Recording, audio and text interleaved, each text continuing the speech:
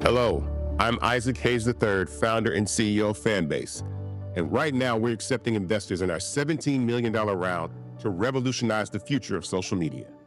Today, for just $399, you can own 60 shares of stock in Fanbase at $665 a share. Go to startengine.com/fanbase and invest today. While the big platforms have grown too massive and disconnected from their users, Fanbase is building a platform where creators and users truly come first. We've already raised $4.8 million from everyday investors who believe in this vision, and now you can join them. This is your chance to invest in a social media tech company with over 1 million users that is disrupting media by allowing anyone to reach all of their following and monetize their content from day one. The market is changing, big platforms are failing to serve their users, and Fanbase is stepping up to fill the gap. Don't wait until it's too late. Invest now. Invest for yourself and your future. Go to startengine.com/fanbase and own the future of social media.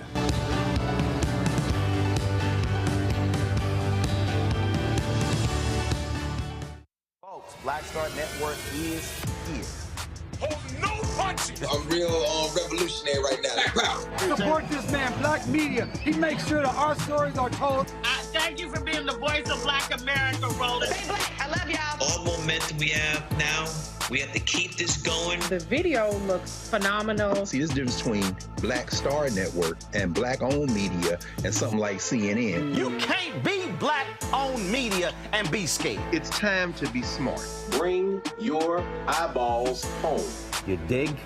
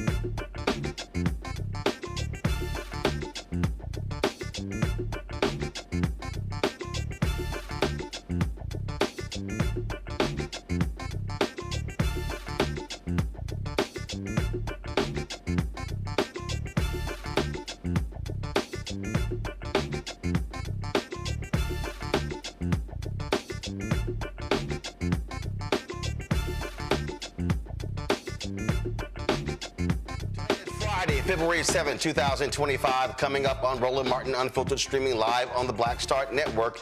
Democratic lawmakers were blocked from entering the Department of Education by Elon Musk's security team. We'll show you that video. A federal judge has issued a temporary injunction keeping Donald Trump and Elon Musk, his co-president, from firing personnel with the USAID office.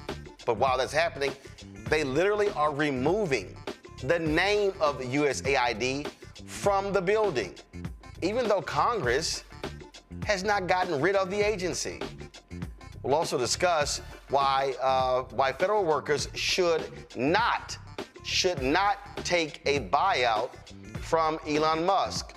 Folks, on CNN, there was a heated debate about the differing realities faced by black and white folks. Ashley Allison let them know what it's like being a black woman with lots of degrees, not getting paid her fair market value.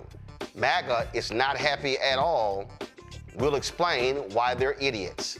And Illinois County has reached a settlement with the family of Sonia Massey, the black woman who was tragically gunned down in her home by a white sheriff's deputy. And we'll talk more about what is happening in this country and how regular, ordinary people are being impacted by these billionaire oligarchs who want to turn the federal government into a private enterprise. It's time to bring the funk. I'm Roland Martin Unfiltered on the Black Star Network. Let's go. He's got it. Whatever the miss, he's on it. Whatever it is, he's got the scoop, the fact, the find. And when it breaks, he's right on time and it's rolling. Best believe he's knowing. Putting it down from sports to news to politics. With entertainment just for kicks, he's rolling. It's on go, roll, roll, y'all. It's Roland Martin, yeah. Rolling with Roland now. He's funk, he's fresh, he's real, the best, you know he's Roland Martin now.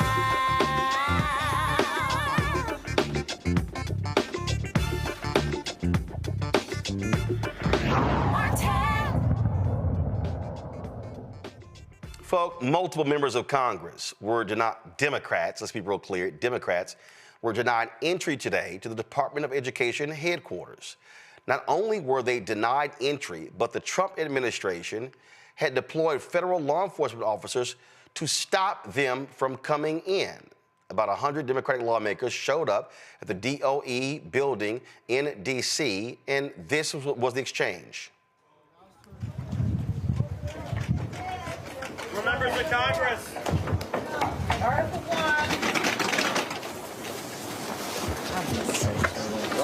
All right, now. Okay. We're coming in. We're coming in. We're coming in. Don't lock the door. We're coming in. Who are you? You're not coming in. Who are you? Who under whose Who are orders? you? Who are you? Who are you, sir? Do you have business here? We do. I have sent the assistant secretary a letter alerting her that we would be here today, and we've asked her for a meeting. Yeah, I don't know that that's been accepted, so until that's accepted. Who are you? And what do you do here? What do you do here? Security responsibility. Get out of the way. We pay for your job. We pay you. We're members of We pay you. Nobody has accepted a meeting. You are. We haven't heard that from the secretary. We haven't heard that from the spokesman. I'm relaying that. You are not the spokesman for the department. You are a security guard. Can you We're members of Congress. Where's your badge? Where's your badge? You don't have any identification. Where's your ID? Where's your ID? We are not. It's not good enough. We are not a threat to security. We're members of Congress, and we want to ask a question. We walk into the White House without having to go through magnetometers. Can we get someone? This is an outrage. This is an outrage. I'd like to speak with someone who works here. So what are you going to do? You're going to beat us up if we go in? I mean, you're going to, we want you to move out of the way. We're not steamrolling you. Get out of the way. This says all access entrance. Stand aside, sir. We're This members says of all Congress. access entrance. Please stand aside, sir. I'm not standing aside. Why not? Because my role is to make sure that... What authority do you have to block members of Congress from the oversight? We all have oversight responsibilities. What by what authority can you deny members of Congress their oversight role? You don't have a business reason to be here. You do not have authority, sir. You do not have authority. Access entrance. There is no authority for you to deny members of Congress their oversight responsibility. We're the If you have an appropriate. appointment and you're on a guest list, we will let you in.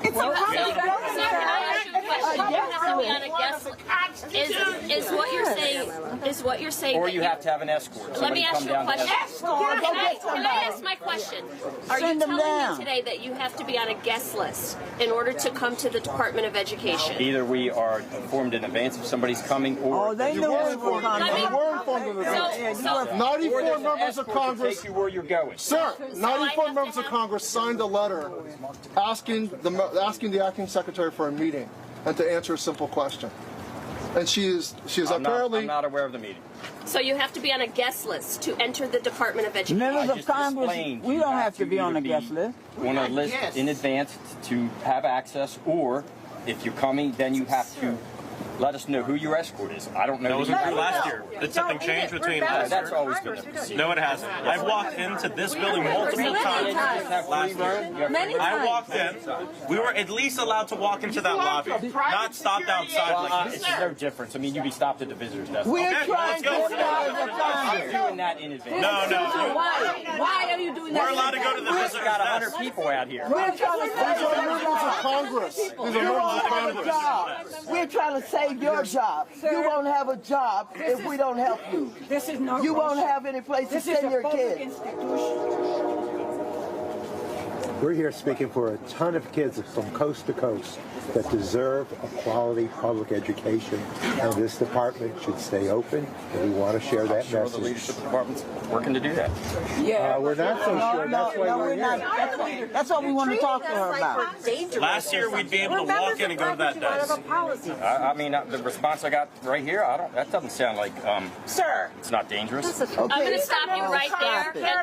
No. I'm going to stop you right there and put it on the record. You did not get a dangerous response She here. told me to get out of the way. You did not get a dangerous response here, so I'm not going to let you put that narrative out there. He can lie I'm all not he going to wants let to. you I'm put not that afraid he narrative out wasn't there. I'm going moving. to tell you to I'm your not face afraid that of that's a him. He can lie all We are he members wants of to. Congress, as she said. What I asked you is, do we need to be on a guest list to be in? Or somebody coming down to escort But you. there I was don't have no either. danger or threat to you. Go So get let's just somebody. make Go sure get that somebody. We are allowed to go to that desk there right was there. no danger to you. We are allowed to go to that desk right there. Go get Like I've somebody done to multiple escort us. times in the past years. Go get We're allowed somebody go to that desk. escort us in. You know this The acting building. secretary, Denise Carter. Yeah, that's who we came to Or see. Get someone. chief of There's staff. no accepted meeting. So what? I said there's not an accepted meeting. Why are you not letting us into Why that can't we desk? ask for one? I'm doing it in Why advance. can't we go in and Why ask are you for doing it in one? advance? That's not a thing. I have not seen that. Why can't we go in and ask for one? Can you send somebody from the Department of Education here who's not just a security guard? I've explained why you're not coming in. Well, are you prepared to stand here for 24 hours with us? Are you prepared to stand here all night if we decide to stay? I guess, yes. All right, well, you just stay right there. Then. You just stay and stay. Why are you letting us go to that desk like we were able to do last year? He's not a U.S. employee. This is a public institution. Elon Musk hire you? So are you not aware of members of Congress who have responsibilities on? We're trying to save your job. He's not a federal employee. Just like I'm telling you. Can I see it? Show us your badge again. Let's see. How do we know who you are? I don't know. I can't see it. Can we see your badge? I'm a federal employee. We're allowed You're not showing us your badge. Why are we're you allowed to go holding to it that like that? visitor's desk like we have been allowed to do in past years. We are allowed to go to that visitor's Now they're desk. bringing Department of Homeland Security. They should come out. absurd. They should come out. Yeah, let them come out. Let them come out. I know at a minimum, we have we are those allowed to too. go to that visitor's desk. We have one of those too, just like At you. a minimum. Why can't we get He does not have one of those. We have one of those. He ain't got one of those. We're members of Congress. Let us in. We'd like you to. We've always been allowed. Members of Congress. We want to have a meeting. Were you told to with deny the members of Congress entrance into this building, sir? So there's no meeting. That's a good question. Were you told to Why did deny you call members the of Congress Department of into this Homeland building? Yeah. Security? This is absurd. Were you told to stand here? Yeah, were you told to deny members of Congress from entering this building? There's no business purpose to be here, so that's why. But Why was it our security? Why There's no business purpose. We are members of Congress. You say that with a Many of straight us are on face. the education committee. How could you say there's no Are you making a decision for the Department of Education on your own behalf, or were you told to come out here and block members of Congress? They know that we're here. Max, ask the question again. That's important. Were you told, are you making this decision to stand in front of this door on your own behalf, on behalf of the Department of Education, or were you told to come out here and block members of Congress from going to the desk? Doing my job. So everybody's what is that? We're doing our jobs. We're trying to save your It's non-responsive. Show them your ID. Were you told to stand here, or did you decide to stand here and block members of Congress from entering the Department of Education? to federal buildings. Members of Congress. We're allowed in there. So a private security contractor Do you know who members of Congress are? members of We're all members of Congress. Maybe he doesn't understand. Do you A private understand who security members of Congress are? contractor is making the decision to block members of Congress from a public access entrance. I don't think he knows. You have the who- authority what as a Congress private is or security what we do. contractor to block members of Congress. That has been knighted and granted to you. You have to at least let us go to the desk. Yeah. Too many goes out. It's made to Oh my, look at that. Who told you to do this? Open the door. I'll see you now. So do you understand who members of Congress are? I got it, yeah. Well, and you don't care. Who are we then? I got the job to do. You don't care. We have a job to do. We're not dangerous people. We're not, I don't know, security. There are no thieves and thugs out here. We're members of Congress. We're parents. We're teachers. Each of us. There's our ID. Right there. We were elected to do this. This is our job. This is our job. We're doing our job. You're securing this building against who? Members of Congress. Who are you protecting? Against members of the people's So house this or is the represent the beginning people. of full transparency of this administration. That's right. The administration that talked about they're going to open the doors to all of these things and show the American public what is going on. They won't even open the door to this building to Go to the members of visitor Congress. Or We are anyone. not posing any threat here. Not No, we are not whatsoever. dangerous people. We have not They done won't even anything. let us We're talk to trying the to Department of request Education a meeting, and they won't. They have a private security contractor who, on his own, is making decisions on behalf of the Department of Education. So, Congressman Hayes, At the what you're saying is they're not, all-access they allow billionaires and his minions to come in I don't to this know who building. he is. I don't know who he is, but I know who I they am. allow- And I'm a member of Congress with oversight responsibilities trying to request a meeting, and a private security contractor is not allowing me to enter the building. They allow billionaires to go in this building, but Congressman Maxwell Frost and Congresswoman Jan Schakowsky took to social media to let the public know exactly what was happening. Here is Congresswoman Schakowsky.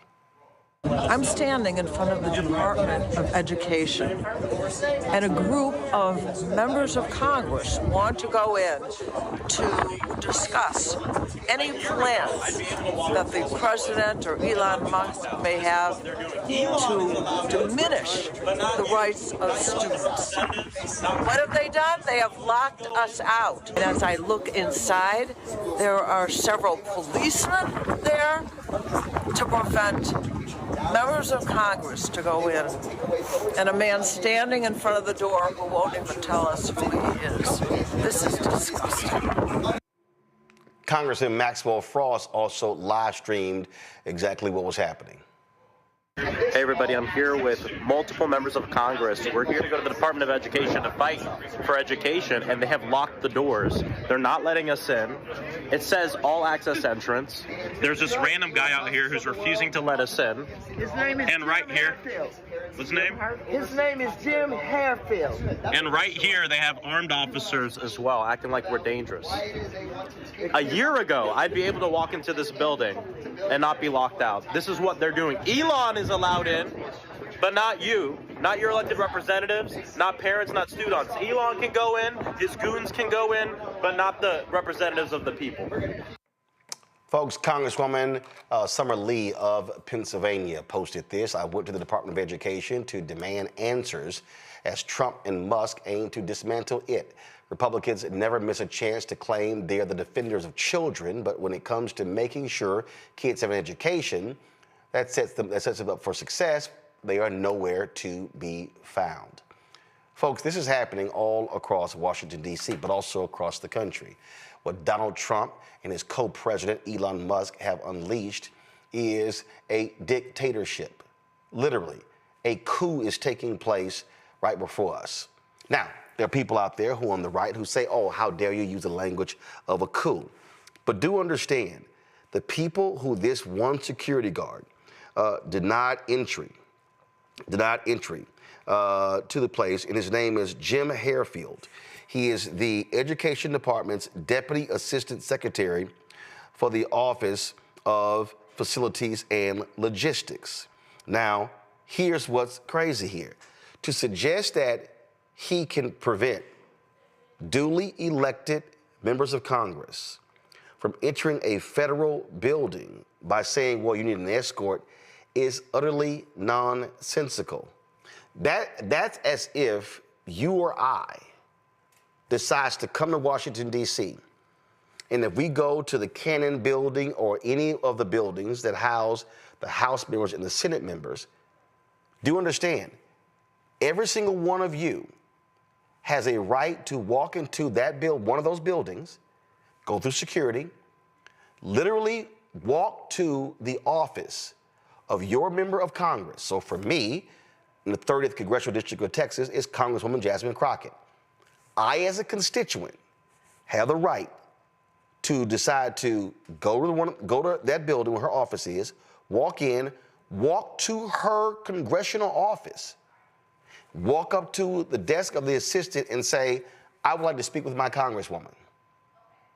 But what co-president Elon Musk and co-president Donald Trump are doing, yeah, that twice impeached, criminally convicted felon, what they're saying is your members of Congress do not have the right to meet with anybody in this administration, to question anything, and they can't even step foot in the building. And behind him, you didn't see it, were several other security guards. My panel, Michael Imhotep, hosts the African History Network show in Detroit. Matt Manning, civil rights attorney out of Corpus Christi, Texas. Dr. Zachary Kirk, educator and content creator out of Atlanta. Glad to have all three of you here. I mean, what people need to understand what's going on here, and it's not understating this. And man, I'll start with you. They don't care about civil rights. They don't care about labor rights. They don't care about any of that. They are intruding. They are firing everyone left and right. Elon Musk has access to the personal data of millions of Americans. And one of the things that is absolutely crazy to me as this thing begins to unfold is that they also announced, I'm going to pull this up, and y'all got to trip just to understand what's going on, how these folks are operating.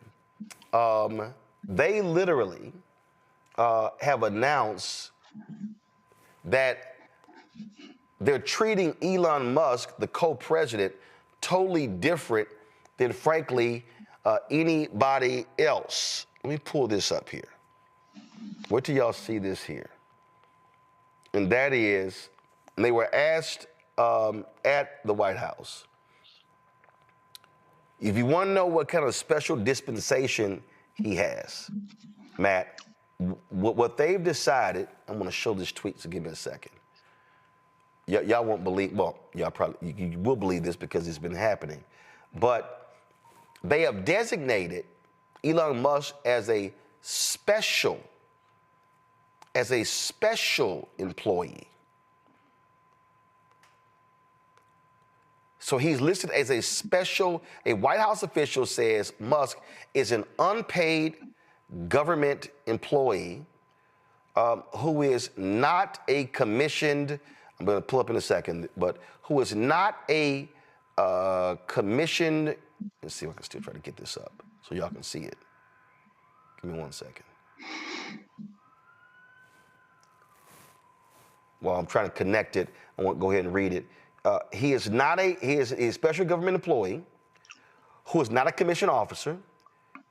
He will file a confidential financial disclosure report. So his financial disclosure report won't even be public. But if you're a federal worker, yours has to be public. But he's an unpaid special government employee, Matt. Yeah, and from what I understand, that means he's supposed to have, a certain period of time that he's allowed to do this job. I think it's 800 and some odd days is how it's customarily done. But, that's a subterfuge. Look, what we're seeing right now is we are seeing a continuing pushing of the boundaries and descent to authoritarianism. I mean, all that's really being asked right now is how much will the American people take before there's a real pushback, a real revolution? Because the idea that democratically elected members of Congress cannot get access to a public building is absurd. I mean, when I was in college, I worked on Capitol Hill in the Cannon building, just like what you were talking about, right?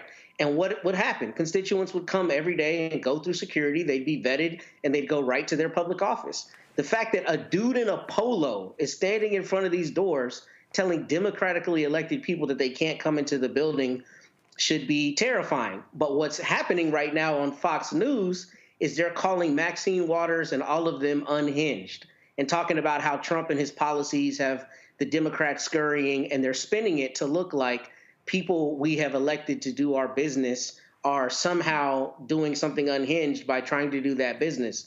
This is the tip of the iceberg. And frankly, the only question we should be asking ourselves is how much longer are we going to let this kind of thing happen before people are just forcing entry into buildings? I mean, frankly, like the idea that a dude in a polo can keep out elected Congress people is absurd. And it is proof positive of exactly the kind of thing that we go around the world saying we're trying to prevent through military action, right?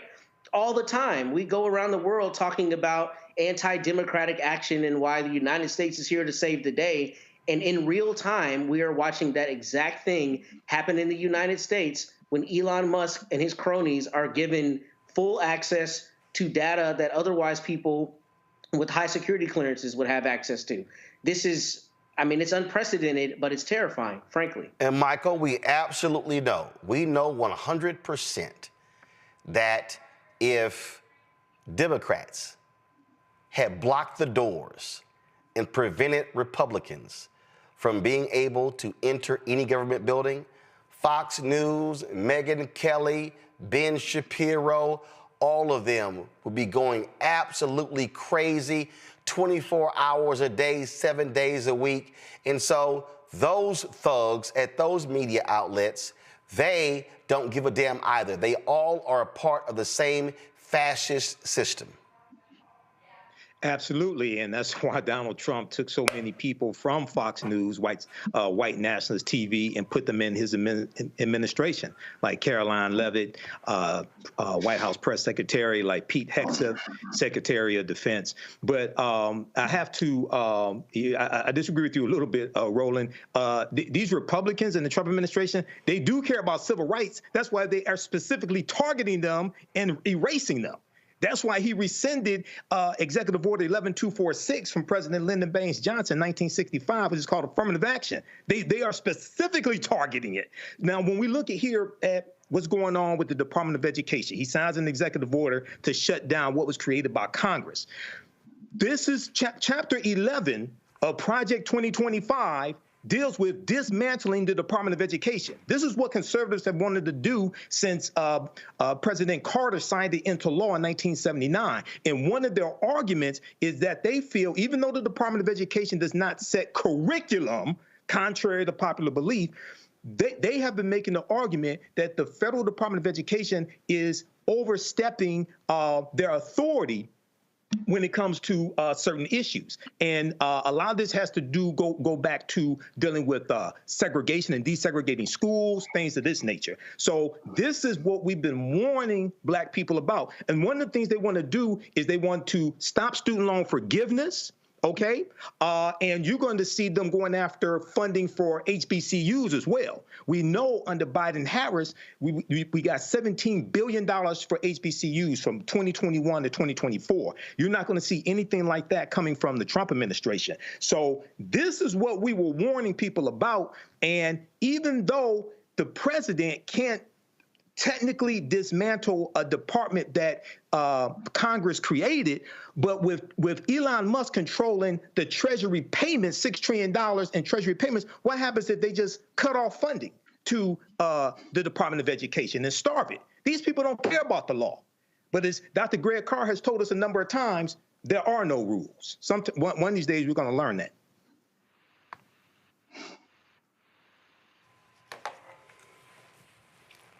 Zachary?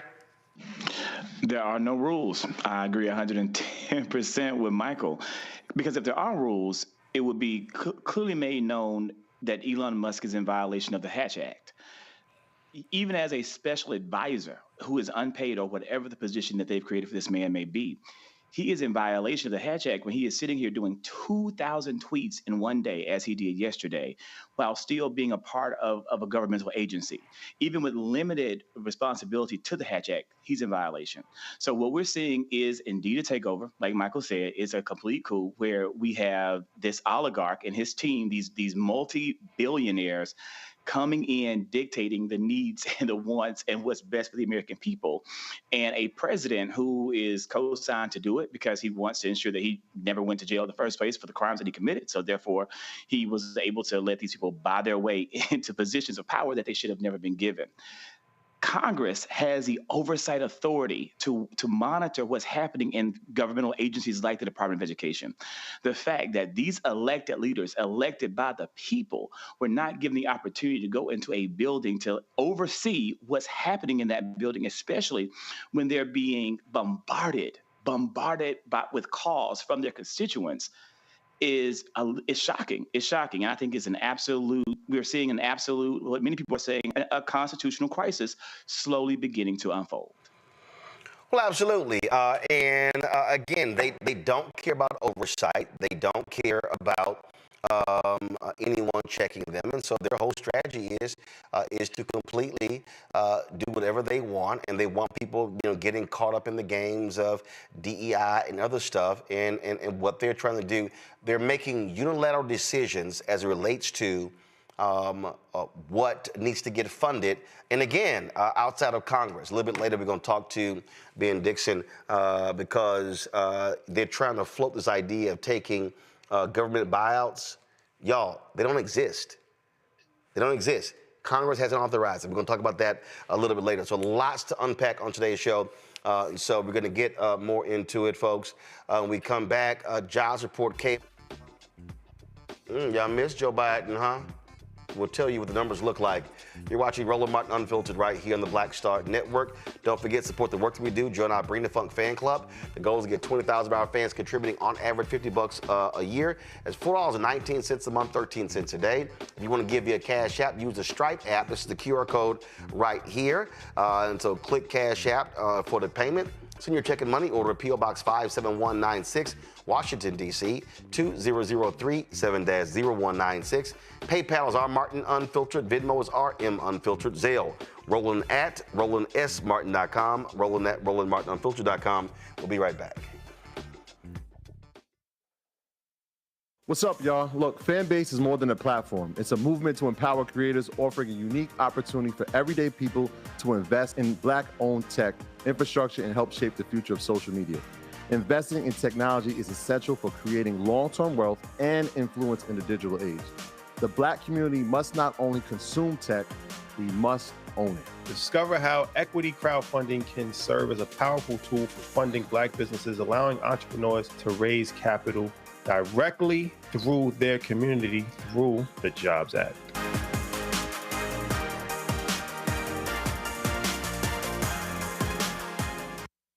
Coming soon to the Black Star Network. Well, y'all, when you're on that stage or when you're and you're seeing 2 and 3, 4 generations in the audience, that's got to speak to you about the power of what y'all have become. Oh, most definitely. I think we were doing our show before our break, and remember, I was watching this kid. I could not take my eyes off him because he was about 9 or so. He was sitting in the front row with his over on the right-hand side. Yes. I was amazed that this kid knew everything, and I was like tripping to see how many songs this kid actually knew. And he knew them all. And he knew them all. We had to go over there and bring him on stage and take a picture with him, you know, at the end of the show and stuff, because it was just that amazing. It's like, this is crazy. You know, the music travels everywhere, you know, like what Philip was saying, seeing this young kid, then you hear our songs on commercials, cold commercials. Then you have the younger ones that hear our music in animation.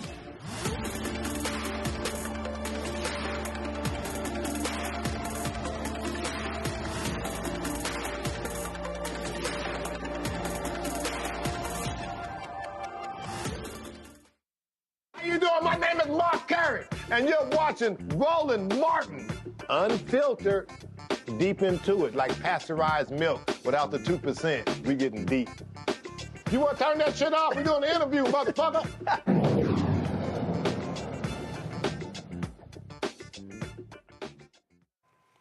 The downsizing of the U.S. Agency for International Development is currently on hold. U.S. District Judge Carl Nichols has halted the plan to reduce the workforce from more than 5,000 employees to just a few hundred. Earlier this week, about 10,000 USAID employees, excluding essential personnel, were notified that they would be placed on administrative leave starting at the end of Friday.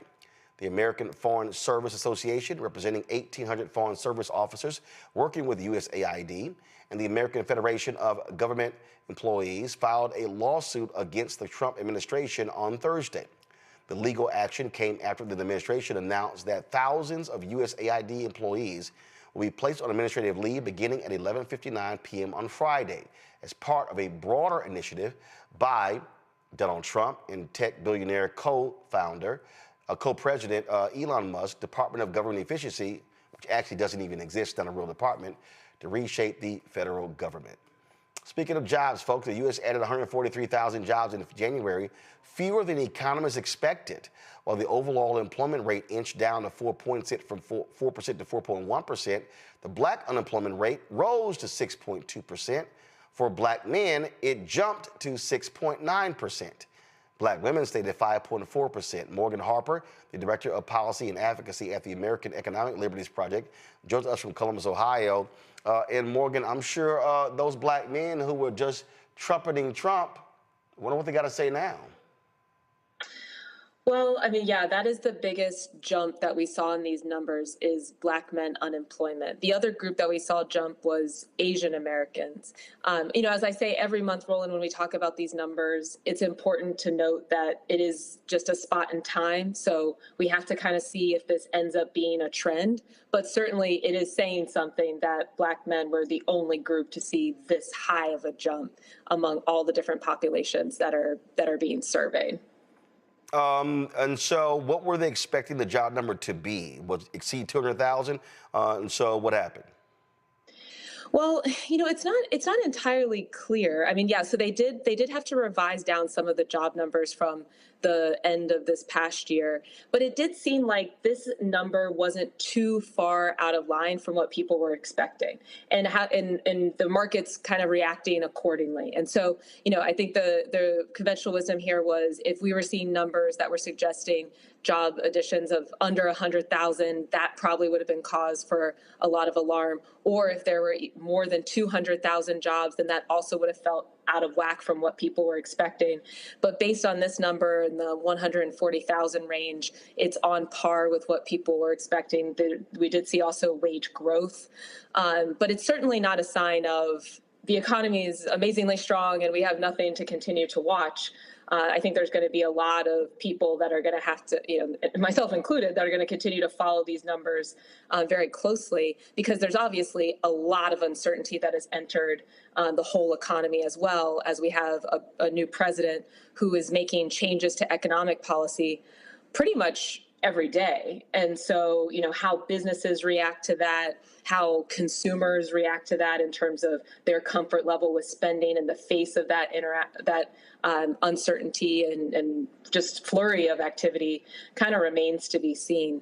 I think the other thing to note that's interesting here, and we've talked about this a bit before, is among the sectors that are driving growth, they usually are the same sectors healthcare, or at least for the past few months and a couple of years, healthcare, government jobs, and especially calling out that government job category. Now, of course, there's lots of different levels of government, but seeing some of the early moves from the administration to also limit the federal workforce, it'll be interesting. And it's too quick for these numbers to reflect how that might be having an impact, but it'll be interesting to continue to monitor this and see how the job growth data is impacted by these types of federal policy changes that are happening at the government level there. Just curious, how did Fox News and Fox Business respond to this report? Because, under Biden-Harris, it would be, oh my God, it's alarming that it was less than expected. Are you asking me, or are you showing a clip? Yeah, no, I'm asking you. What did you see any response? No, I didn't catch that. I'm just curious to how the right wing, who lost their mind even when numbers were adjusted downward under Biden-Harris, how they operated. So I was just curious if you saw any of that. I haven't seen that, but I do think you're right that. I guess I could imagine perhaps what the coverage was there, very likely to be less critical than anything that was happening in the Biden administration. And look, I mean, I do think that it's pretty typical at the beginning of a presidential administration that, not just Fox News, but a lot of different outlets are, going to see how things develop and give it a little bit of time. There's a new, president in office elected and how that all plays out. I think it's fair to say that what we've been seeing in the first couple of weeks in this administration are pretty unprecedented, just with the flurry of activity. Take, for example, another topic that we've discussed, trade. I mean, to both impose a tariff and then also remove that tariff in the span of a week. And today, for example, deciding to remove one of those tariffs after having a meeting with the CEO of a company that is directly impacted by that tariff. This is not what we would normally expect from an economic policy team or from the president. So I'm curious here. Today's report reflects the whole month of January, correct? Mm-hmm. Okay, so which also is a part of the Trump folks as well. I mean, I just love how they're trying to spin this by trying to blame it on Biden-Harris. That to me was what I found to be hilarious.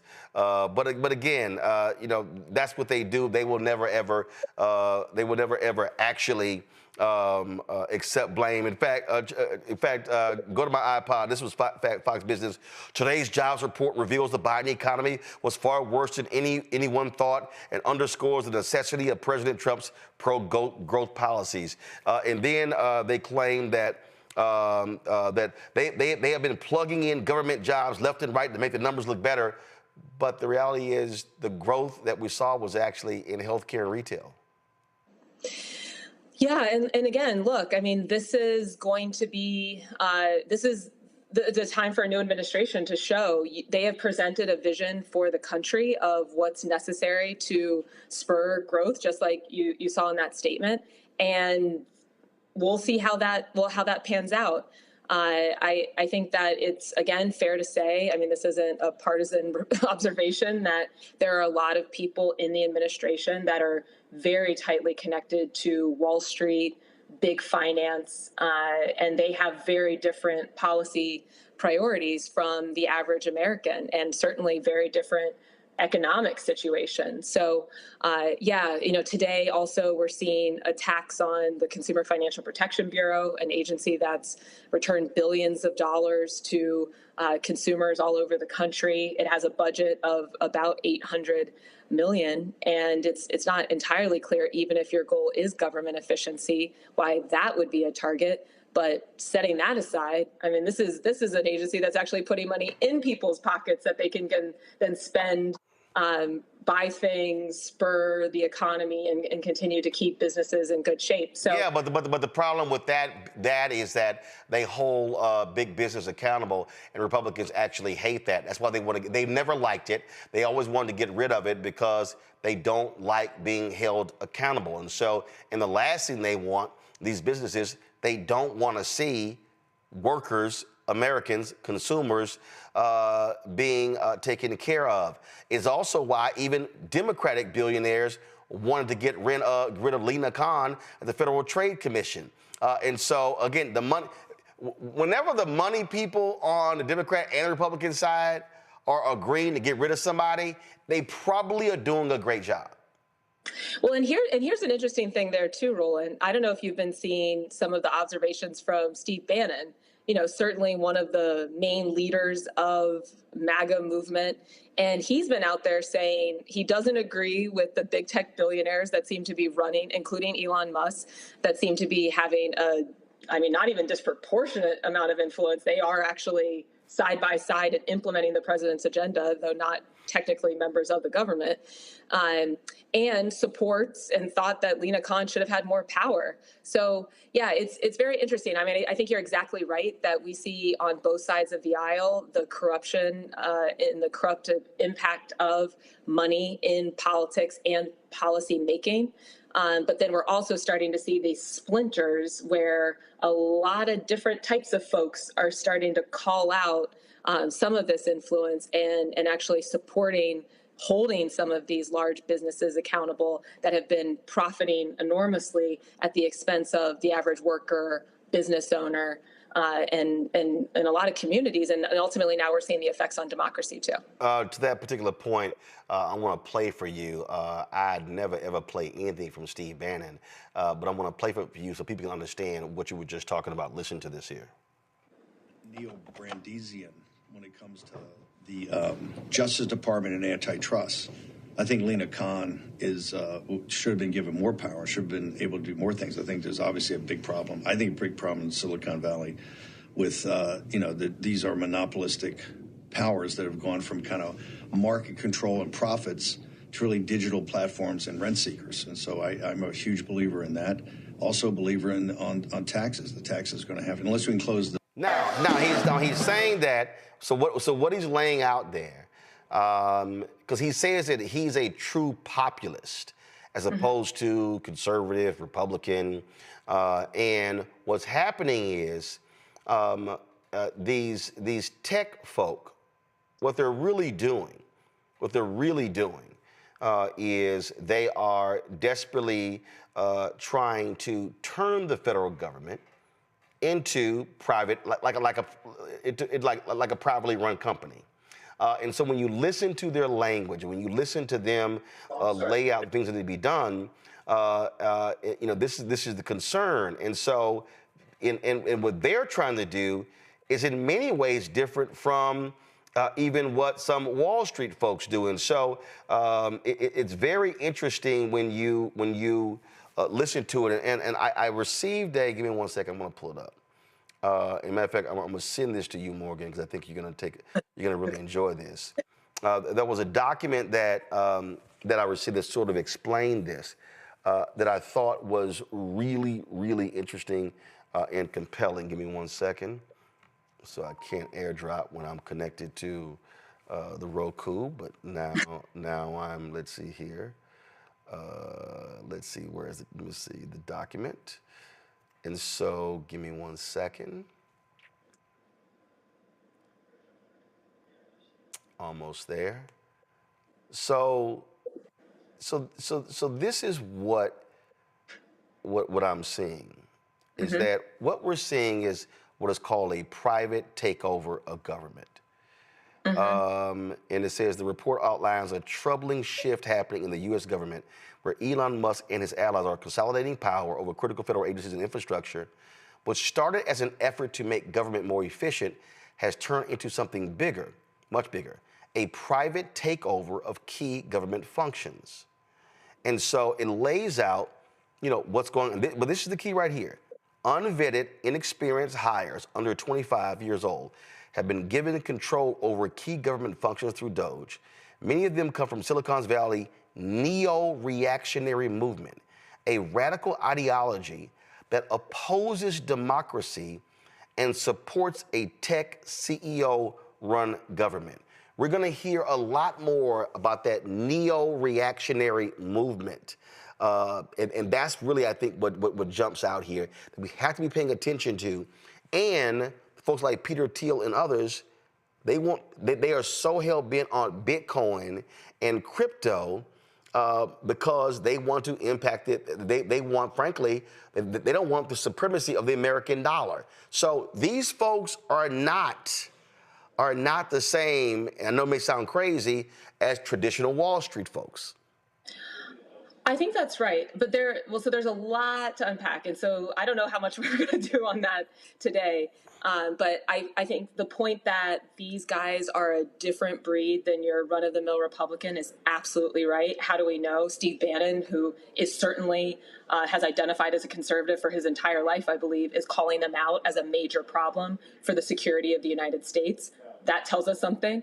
The fact that we saw so many of the tech billionaires at the Trump inauguration front and center is a pretty strong indication of their influence over our government. Elon Musk giving $250 million to 300. Okay. $300 million to Trump's campaign, and pretty much, a pay for play situation here at exercising this type of influence. And he clearly has a lot of personal interest. Why is he not a part of the government? Well, if you're not a part of the government, then you continue to run your businesses. He has a lot of personal interest in getting contracts from the government, particularly in the defense space, not just him, but also people who are very closely connected to him.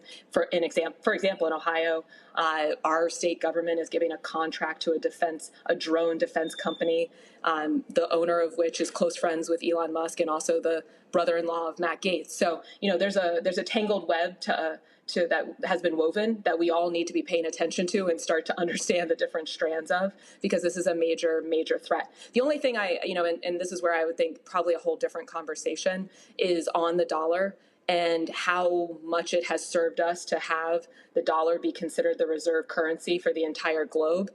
That does have impacts on things like inequality, but that's probably a whole nother conversation. The only thing I would also add, just in terms of political observations on this whole thing, is, it is a little tricky. I mean, a lot of people who did vote for Donald Trump, and, though the mandate, so to speak, is perhaps not as strong as he and his supporters would have us believe, it is people who voted with this idea that he was very open about wanting to trim the government and make the government more efficient.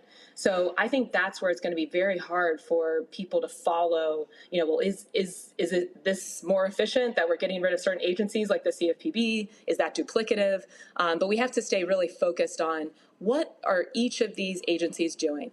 Who is afraid of them? Who is not on the side of wanting to have someone that's going to look out for consumers and make sure that medical debt isn't ruining their finances, for example? That's what the CFPB was doing. If you're against that, then you're pro healthcare and Wall Street billionaires. Straight as that. But I do think you're right. Overall, the Elon Musk of the world are kind of playing a whole different game, and that's something that we all need to get smart about.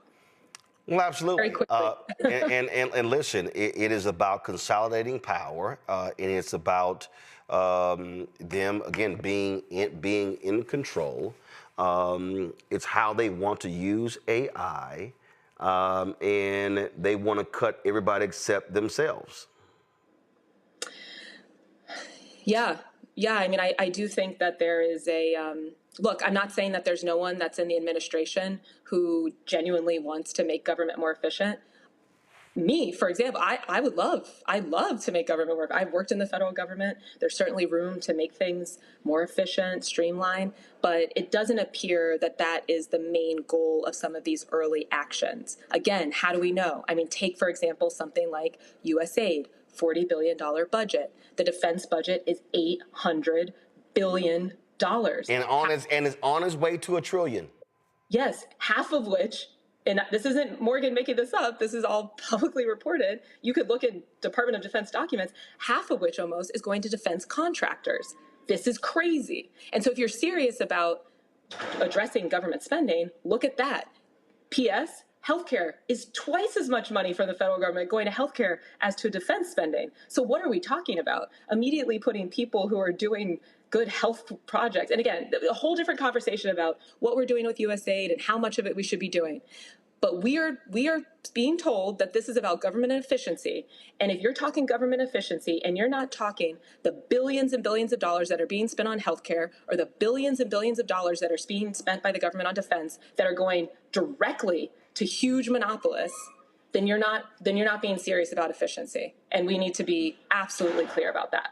I don't believe a second that they care about efficiency. They care about control. Morgan, we appreciate it.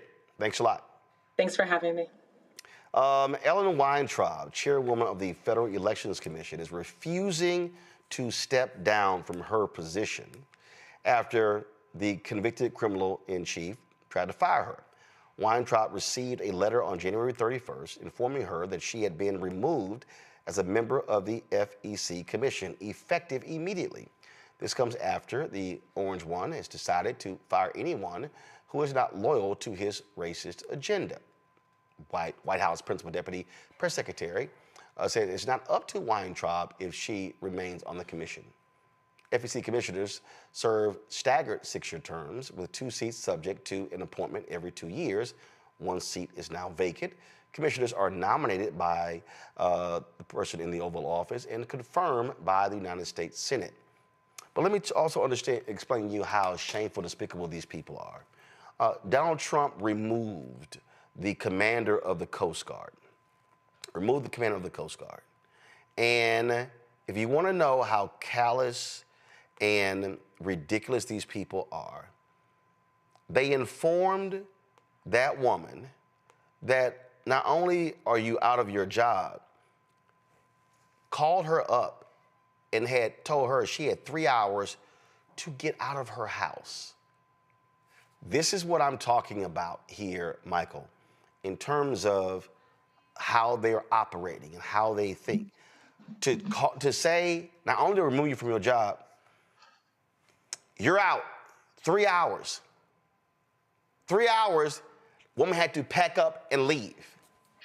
Not her office, where she lived.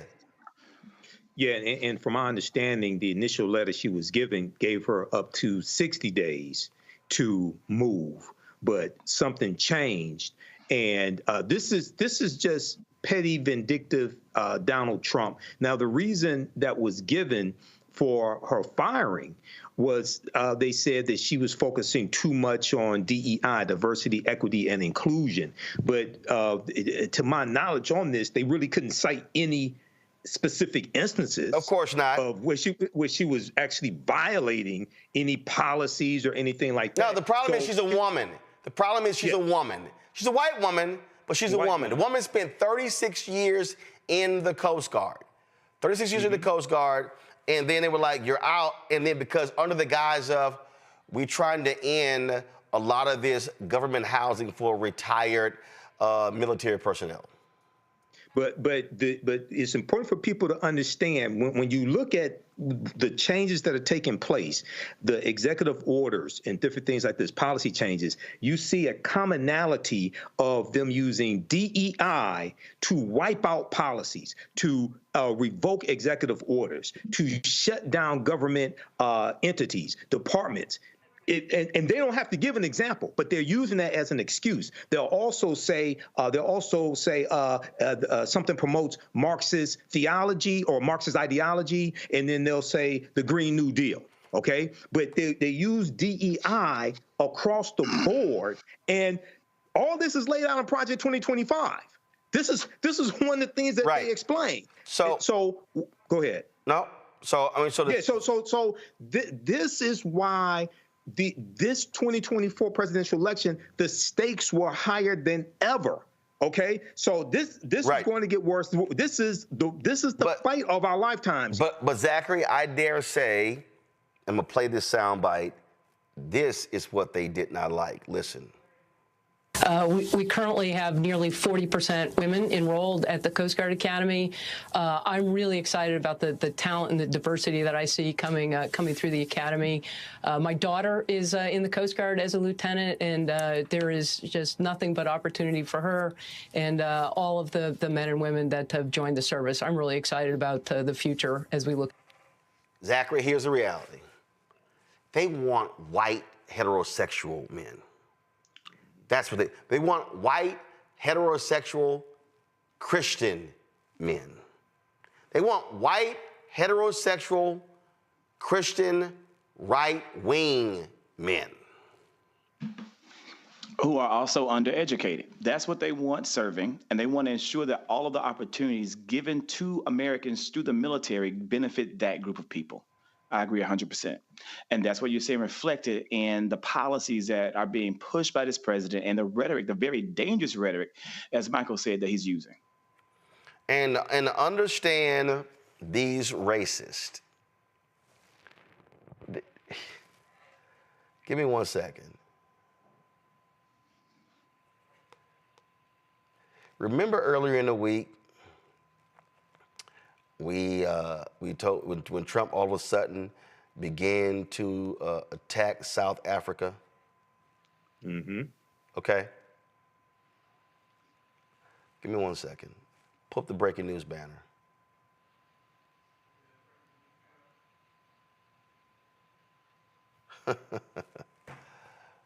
I'll tell you what this white supremacist is doing, y'all. This white supremacist has now signed executive order, signed sanctions against South Africa for their recent land seizure bill. He's ordering all aid to South Africa be halted, and he's ordering federal agencies to prioritize humanitarian relief and admission to the United States for Afrikaner refugees. So what Donald Trump is saying is, and remember, Elon Musk tweeted this a couple days ago, we need to bring these white South Africans to the United States. And just so everybody knows, Zachary, do you know 3 of the biggest billionaires supporting Donald Trump? Elon Musk, Peter Thiel, David Sachs, all 3 white children of apartheid.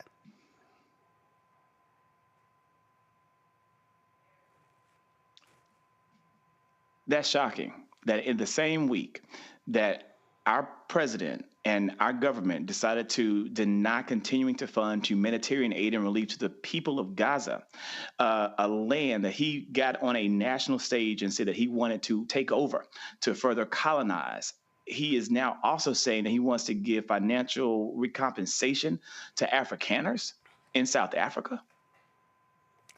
This is what it says, Matt. The United States cannot support the government of South Africa's commission of rights violations in its country or its undermining United States foreign policy, which poses national security threats to our nation, our allies, our African partners, and our interest. Huh? Exactly how is South Africa actually doing that? And so, again, he lays out in here policy. It is the policy of the United States that as long as South Africa continues these unjust and immoral practices that harm our nation, whoa, I'm sorry. How does South Africa's land law harm us? The United States shall not provide aid or assistance to South Africa, and the United States shall promote the resettlement of Afrikaner refugees escaping government-sponsored race-based discrimination, including racially discriminatory property confiscation. Y'all, remember when he was trashing the Haitian immigrants? What he's saying is, hey, all of you white people from South Africa, welcome home to the United States, Matt.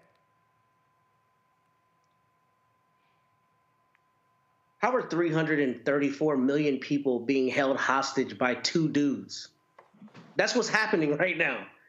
Like, seriously, how does South Africa's land law affect us at all? Beyond that, if the 3 billionaires supporting you are all South African, why are we surprised by that? Like, I don't understand this. I do not understand this, because if this happened on a much smaller level, the response to this would be overwhelming and would be violent. Let's be honest. If 2 dudes came onto a block and tried to tell the people who live there how they were going to live, they would get forced off. And I understand he's the elected president of the United States, but I cannot understand this.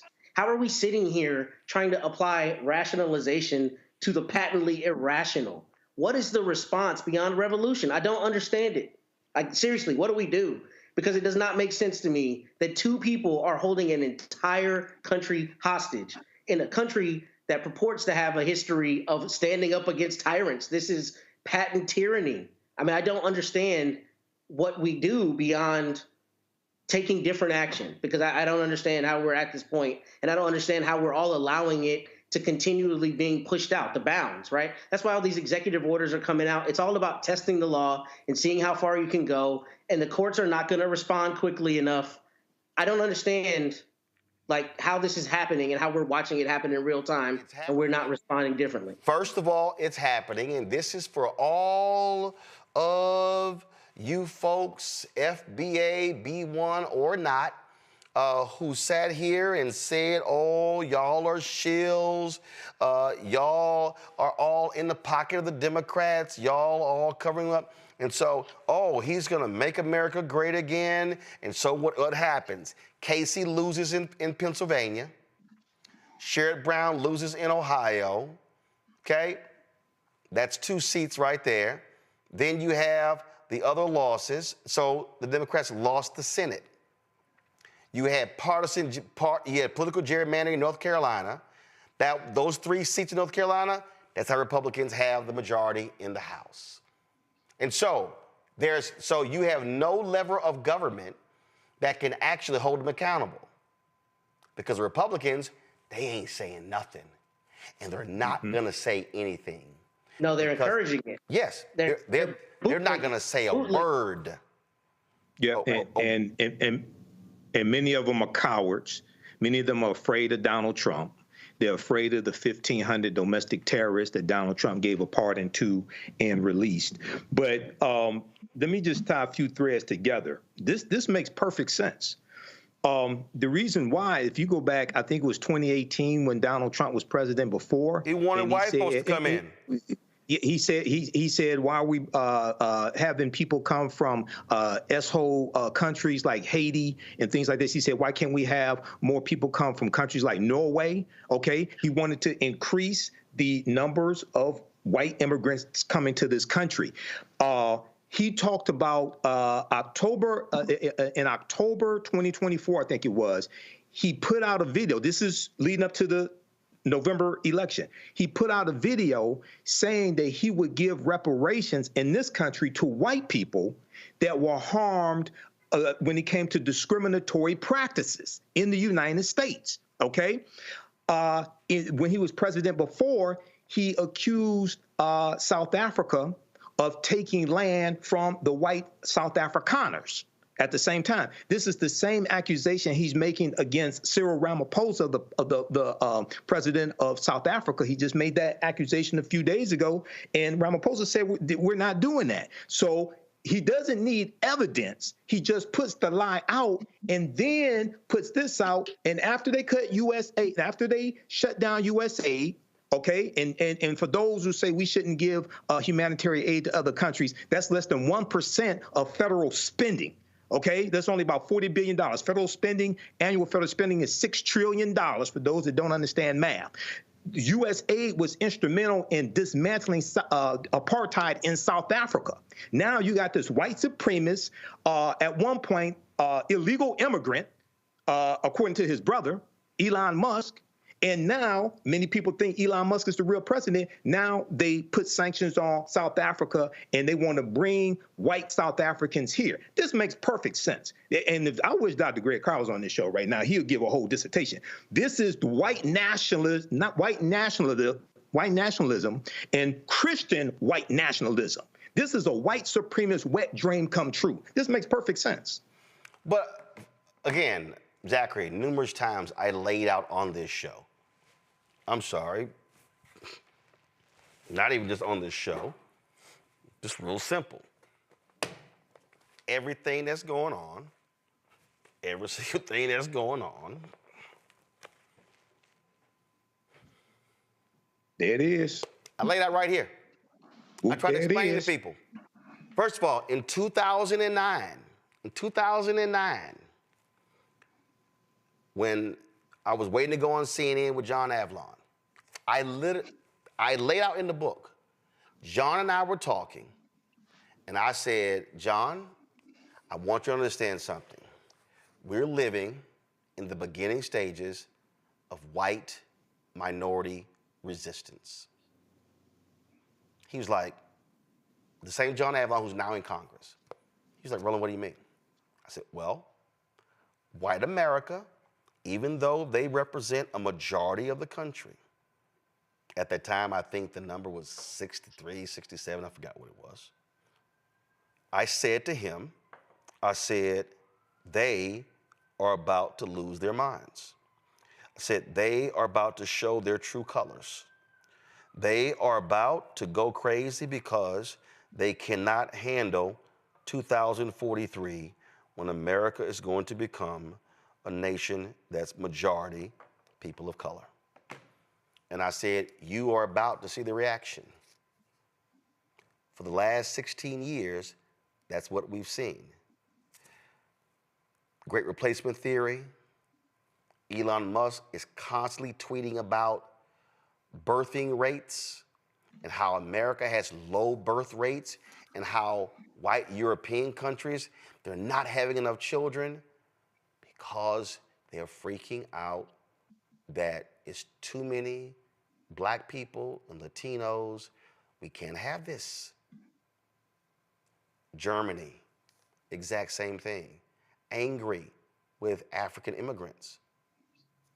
But Germany is losing population. Italy, losing population. These Western nations, and folks, there's a direct correlation to them swinging to the right wing in the face of this because they're trying to protect whiteness. And when Donald Trump last time called African nations shithole countries, and when he kept attacking Haitians and nations of, and actually said, oh, I forgot, was it Denmark or something? Can't we get people from like Denmark or whatever, one of those really white countries, Finland or whatever? No way. That's what he said. That's what he said. So this, oh, the Afrikaners, oh my God, they're facing so much discrimination, despite the fact that they got the land because of discrimination against the overwhelmingly black country. Mm-hmm. This executive order by Donald Trump is about protecting whiteness. Go to it. It's about protecting whiteness. And the person who, y'all know that boy, I don't know nothing about this. The person who is driving this is the child of apartheid.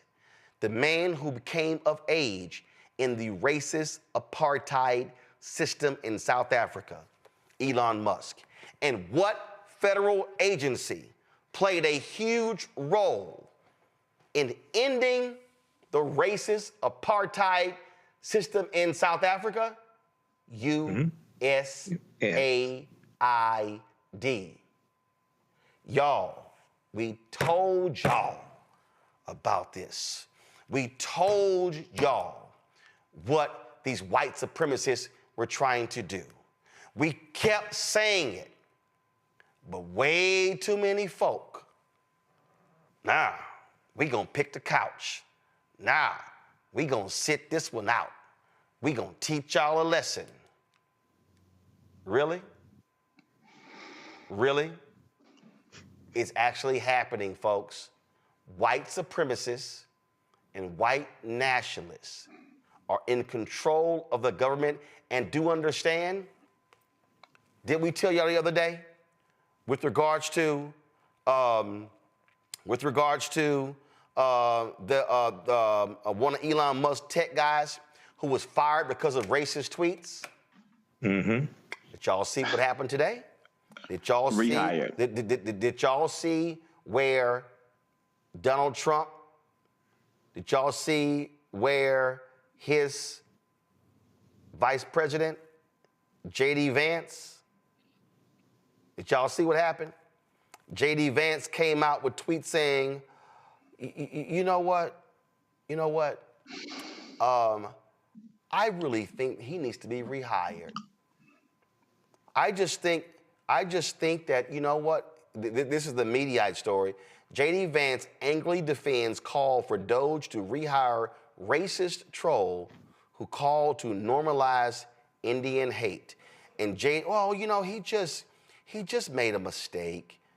he just made a mistake. You know, it's just, you know, he goes, here's my view. I obviously disagree with some of Ella's posts, but I don't think stupid social media activity should ruin a kid's life. We shouldn't reward y'all listen to this. We shouldn't reward journalists who try to destroy people. Y'all, the Wall Street Journal reporter dug up the tweets. So he's now putting it on the reporter. We shouldn't reward journalists who try to destroy people ever. So I say bring him back. If he's a bad dude or a terrible member of the team, fire him for that. Roland responded to that. And then Elon got in on it. It was like, you know what? Yeah, good idea. Yeah, you're right. Guys, they want the racist working for them. And remember, the other racist we told you about, that guy Beatty, remember the one who posted he had the tweets as recent as October 2024. First of all, this is what that racist posted on January 6, 2021. He was fired in the first time Trump was there. He posted this on January 21st. He said that Tim Scott, Ibram Kendi, Black Lives Matter, and K. Cole James of the Heritage Foundation all should need to learn their place and take a knee to MAGA. All black people. 2 of them prominent black Republicans. That's literally what this racist posted. Then this is what this same racist posted on October 4th, 2024. Competent white men must be in charge if you want things to work. Unfortunately, our entire national ideology is predicated on coddling the feelings of women and minorities and demoralizing competent white men. Y'all, that was 3 months ago. And have the Republicans said anything? No, because they welcome these racists in the administration. They welcome them. And you know what I did? I actually sent a tweet to Pastor Darrell Scott because he was constantly sitting here, trying to call other folks out. And so I literally sent him and I said, well, are you going to say anything? And no, I want y'all to go, come on, right now, go to my iPad. Look right here. I have personally texted him my response. Do you see anything? Do you see anything from Pastor Darrell Scott condemning the hiring of racist white people in the administration? Not a word. Now, he called out Charlie Kirk for his attacks on the Civil Rights Act and MLK. I applaud him for that. But now that Trump is there, his boy, who he can call on the phone, he ain't saying a word. They want the racist in the administration. This is their agenda. Going to a break. When we come back, if you're a federal worker, do not take a buyout. It is a trap. We'll explain next on the Roland Martin Unfiltered on the Black Star Network. What's up, y'all? Look, Fanbase is more than a platform. It's a movement to empower creators, offering a unique opportunity for everyday people to invest in Black-owned tech, infrastructure, and help shape the future of social media. Investing in technology is essential for creating long-term wealth and influence in the digital age. The Black community must not only consume tech, we must own it. Discover how equity crowdfunding can serve as a powerful tool for funding Black businesses, allowing entrepreneurs to raise capital directly through their community through the Jobs Act.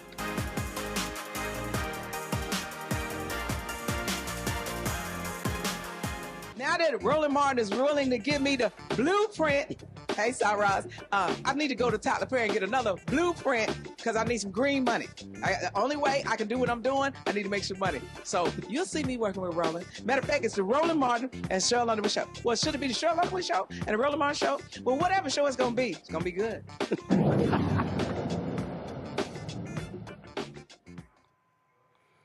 Folks, millions of federal workers are deciding whether to accept or reject the buyout offer that Elon Musk has presented to them.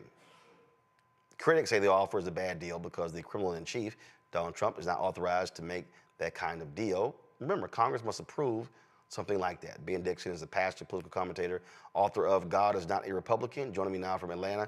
Ben, this is real simple. So y'all have this campaign that y'all are focused on, pull the graphic up, Ben's graphic, y'all.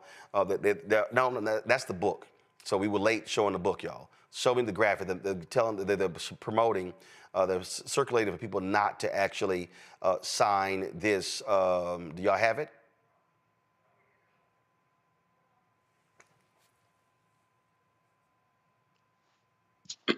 Thanks for having me, Roland. All right. So Ben, y'all are trying to get these federal workers not to accept this buyout. Explain. Yes, exactly. And I'm glad I heard you almost say black, because we know so many federal workers are black people. We know for certain that Congress has not authorized any type of buyout.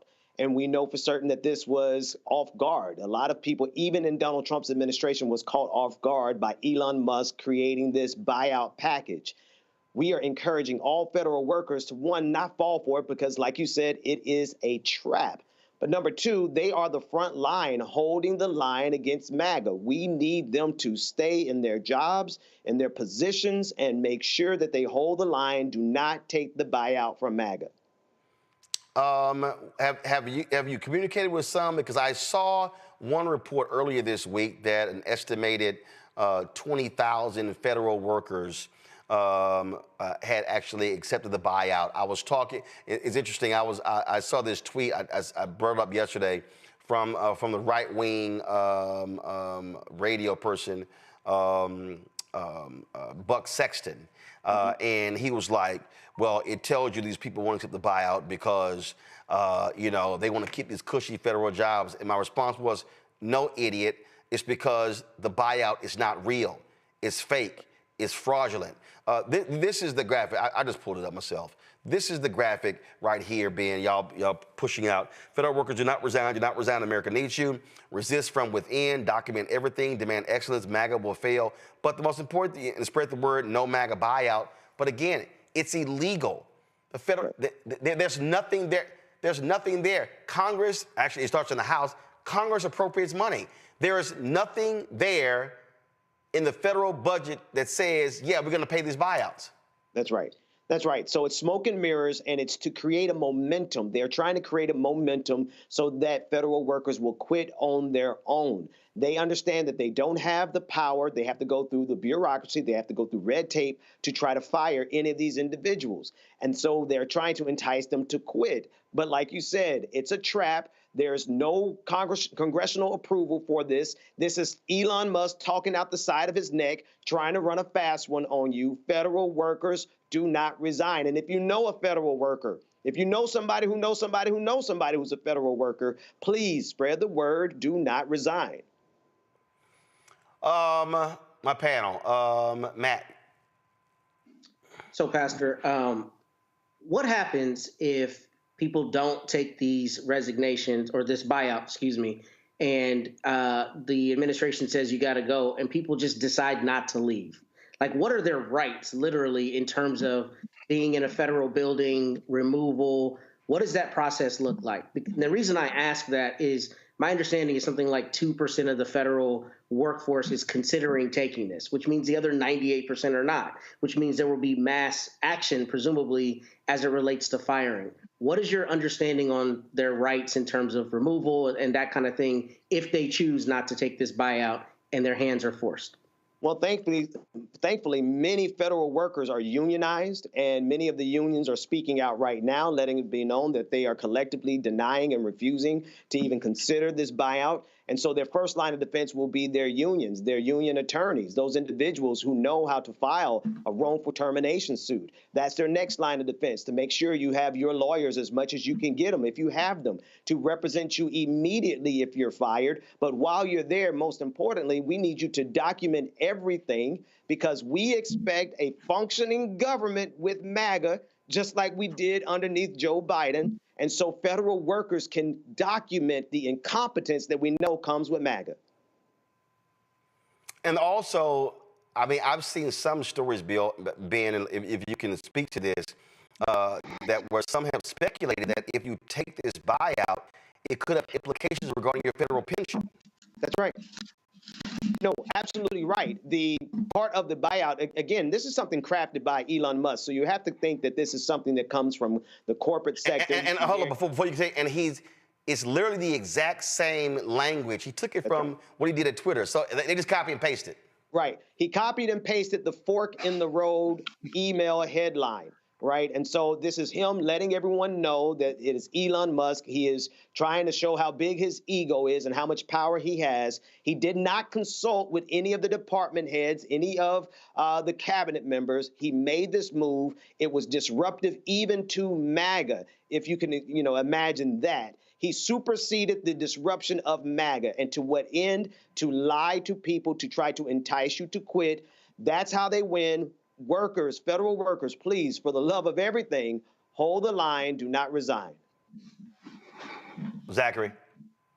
One thing that I think is kind of my question, right, as someone who does content creation, how can we get the word out on a broader scale to ensure that the federal workers know that, one, this probably is a violation of the Anti-Deficiency Act, and that the max you can get anyway from the government would be $25,000, so this would exceed that for many of these employees.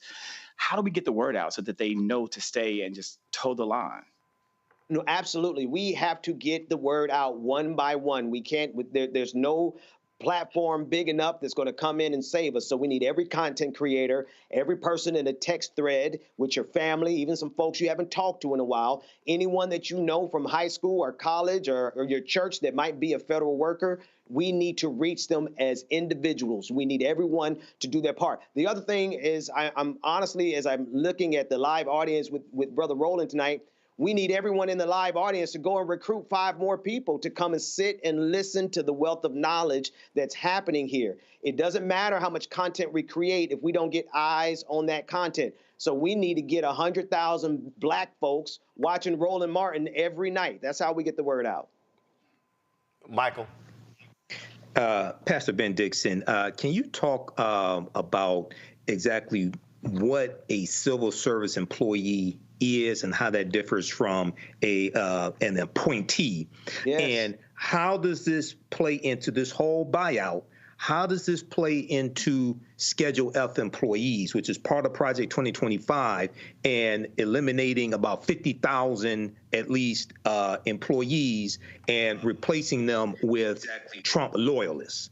Absolutely. Thank you so much for that very important question, because civil employees, civil workers are actually advanced based on merit, test taking, qualifying, expertise, they go through the mill. Any federal worker would tell you they worked and gave their life, everything they could to get to the position that they are in, versus MAGA, a bunch of incompetent, cave-dwelling troglodytes who don't believe in science, who don't believe in truth. They don't believe in anything but servitude to Donald Trump. We guarantee, we know without a shadow of a doubt, if these federal workers resign, they will be replaced by people who are incompetent, incapable, and ideologues. All right, thank you. Matt. One more question, Pastor Ben. So my understanding is under President Clinton, there was some version of federal workers being asked to leave. I don't know all the contours of that, but if you would please let us know, is there any precedent for this? And if so, how was it done legally there, so we can contrast to what we're seeing, the illegal, actions going on now? Not at this scale and not in this magnitude in terms of who's doing it. Elon Musk, the request goes against most of the policy, which requires a 30-day notice in any case with federal workers. That's the baseline, not to mention whatever the unions have. On top of that, there are layers to this being done. However, if they could just get everyone to quit, then they don't have to go through those layers. And so how would it absolutely look? Actually, one second. I actually have the answer here. So a fact check was done on this here. And go to my iPad. Did Clinton set the precedent for mass federal workers? Trump fans say his plan for federal worker buyouts is not new. In the early 1990s, Bill Clinton signed, see, I want y'all to hear this. This is the operative phrase. Bill Clinton Bill Clinton signed an act allowing $25,000 buyouts for federal workers. That was passed by Congress. And that's right here. Under Clinton, the government offered mass buyouts. But there's a key difference with what's happening under Donald Trump. A bipartisan Congress overwhelmingly approved Clinton's program following months of review. That's the difference. There it is. That's the difference, because this is being headed up by Elon Musk. He has taken his prerogative, he's taken his ego, his pride, and his platform, and has decided that this is what the United States of America is going to do, as opposed to Congress passing legislation. All right, then. Again, folks, we want you to is the graphic on your pages, and I'll put on my Instagram page. Yes, it's across all of social media at this point. We need just everyone to get this image, send it to people in real life that you know, call, text them. Federal workers do not resign.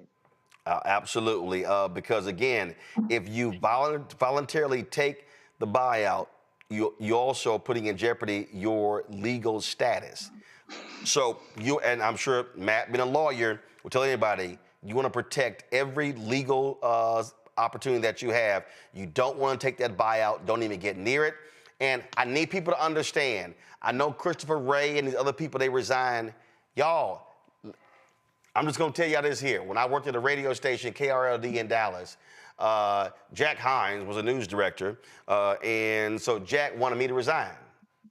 Hell no, I ain't resigning. So somebody came to me and said, Roland, I don't understand. I mean, they're trying to force you out.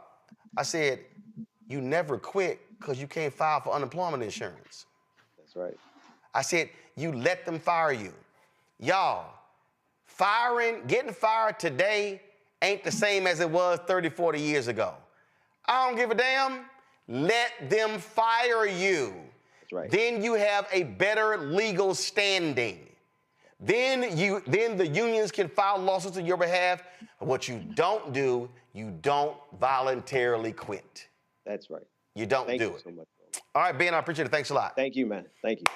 Going to a break, we come back. Y'all, they lost their minds on CNN when a sister talked about being the lowest paid despite all her degrees. Now MAGA's coming after Ashley Allison. Y'all know I got to educate these fools on the reality of systemic racism. That's next on Roland Martin Unfiltered on the Black Star Network. Don't forget to support our work. Join our Bring the Funk fan club. You want to contribute via Cash App. This is the QR code for Stripe. To do so, if you're listening, go to theblackstarnetwork.com. Folks, you can also see your checking money order. P.O. Box 57196, Washington, D.C. 2003 7-0196. PayPal is R Martin Unfiltered. Venmo is RM Unfiltered. Zelle, Roland at RolandSMartin.com. Roland at RolandMartinUnfiltered.com. We'll be right back. Hello, I'm Isaac Hayes III, founder and CEO of Fanbase. And right now, we're accepting investors in our $17 million round to revolutionize the future of social media. Today, for just $399, you can own 60 shares of stock in Fanbase at $665 a share. Go to startengine.com/fanbase and invest today.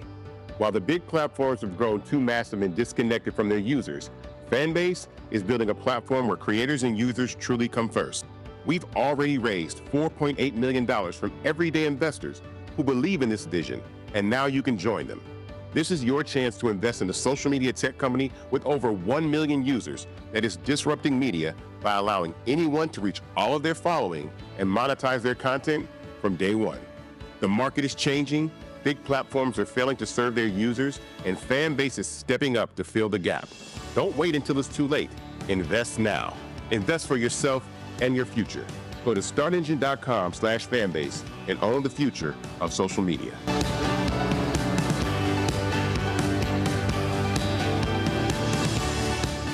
What's up? It's Sammy Roman. Hey, it's John Murray, the executive producer of the new Sherry Shepherd Talk Show. It's me, Sherry Shepherd, and you know what you're watching, Roland Martin Unfiltered. So on CNN, they had a hot conversation dealing with the issue of DEI, other thoughts, and Ashley Allison, who was a commentator on the network, you know what? She went back and forth with him, talking about her experience in the workplace. MAGA is really upset with what she had to say. Watch this. People that they like to be around. Do you think they like to hire the also best people for the job? But I also think around the idea of diversity. No, Donald Trump hired all of his friends. But I want to go back to people that are in his cabinet right now. You know, because you are a smart man. I know you know this. Why don't you understand how political appointments work? I don't understand. It's not about, but this is, can we just go beyond, can we just go beyond the cabinet? Because, yes, the president gets to pick whoever he wants, and the Senate is now for the Republicans, and I would have hoped that some of them would have had more profiles and courage, but they didn't, and they actually put people in that I do believe in your party you have more qualified people who could be in that cabinet. I'd like to think that, but that's not what they chose. Secretary of Defense. That's not what they chose, so go for it. The issue in this country right now is we live in different realities. That's right. I live in a reality where I know I do not have the same opportunity as you. I know I don't. And you know and that I know too. what, Scott? I got it. And you know that. Let me just tell you about me. I'm gonna let you finish, but I want to answer this. I'm not talking about how you feel. I'm talking about how I feel. Me, a black woman in this country. But not in this city. And I will run. And if you want me to, I'm a New Yorker, not in this city. You cannot say that. You can't say that in this city. I'm not talking about New York. I'm talking about Ashton right here. I got a law degree, a master's, and 2 bachelors. Probably more education than all of y'all added up together at this table, right? Fine by me. And I have always been the least paid person on payroll at every institution I have worked in. And it's not because... Even in the White House? Even in the White House. Well, whose fault is that? I don't think you worked for George W. or Trump. Well, guess wasn't what happened when I was there. DEI. Scott. Look. I'm head Scott. Look, you're my friend. I respect you tremendously. I think you're probably the smartest operative in the Democratic Party, and they should listen to you more. That's number one. Number two, you and I share a comparable background. We're both from the Midwest. We both come from middle-class families, lower middle-class families maybe. I actually think we share a lot of similarities in our journey. But I think you made it, and you are the most respected voice often at every room or every table you're in, not because of anything other than your talent and your work ethic. And that's all anybody ever is asking for, is for people with talent and work ethic to make it. And that's what I see in you. That's how I see you. But let me tell you something about my story and my family's story, is that we have faced discrimination. I have faced discrimination. I just said I was the least paid person, even in this moment sometimes, to my counterparts. It is just the reality of the country we live in. And I'm not saying, I do believe I'm qualified. I know I'm qualified. You won't ever tell me I'm not qualified. But the system that I live in doesn't matter about my qualifications. All right. See right there. And that's the key. See, you heard Scott. Oh, my God, you're great. You're wonderful. I think you're so talented.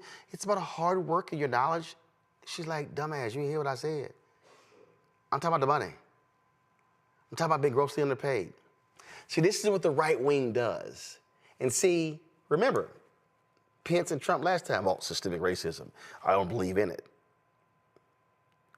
They want to deny it. It reminds me when I was on Patrick Bet-David's podcast. I had to school his ass. When it came to racism and housing. And if y'all want to see, now first of all, his ass ain't even from here. He from Iran. He ain't even from here.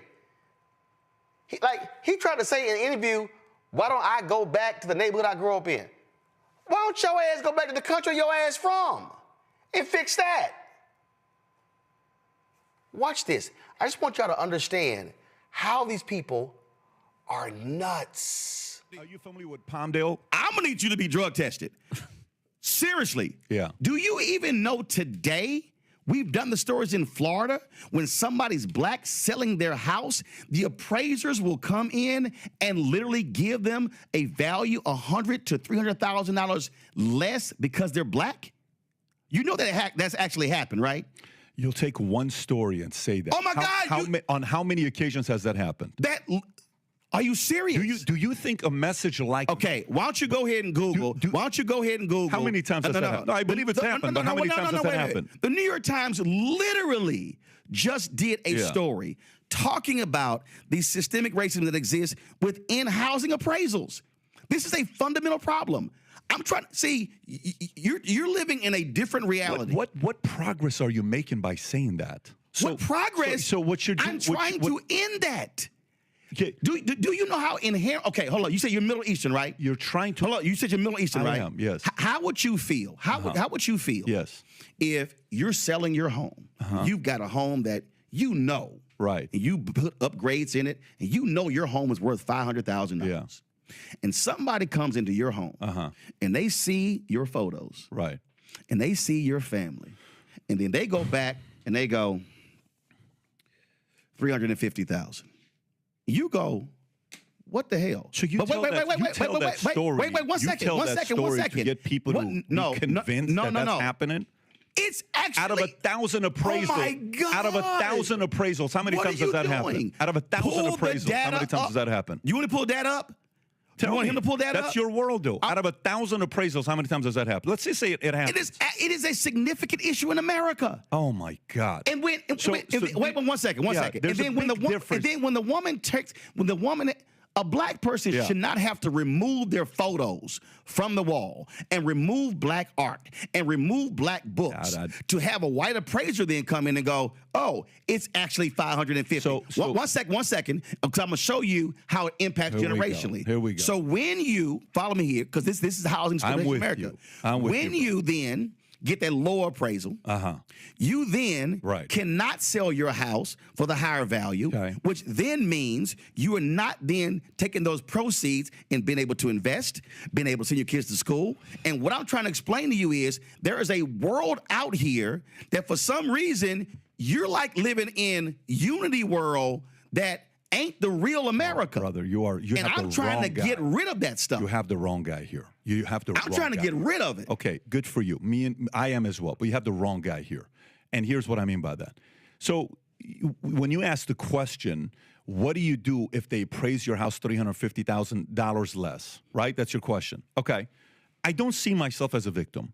I stopped looking at myself as a victim a long time ago. And by the way, being Armenian and Assyrian, you know what a lot of people in the Armenian community do? You know what a lot of people in the Armenian community do?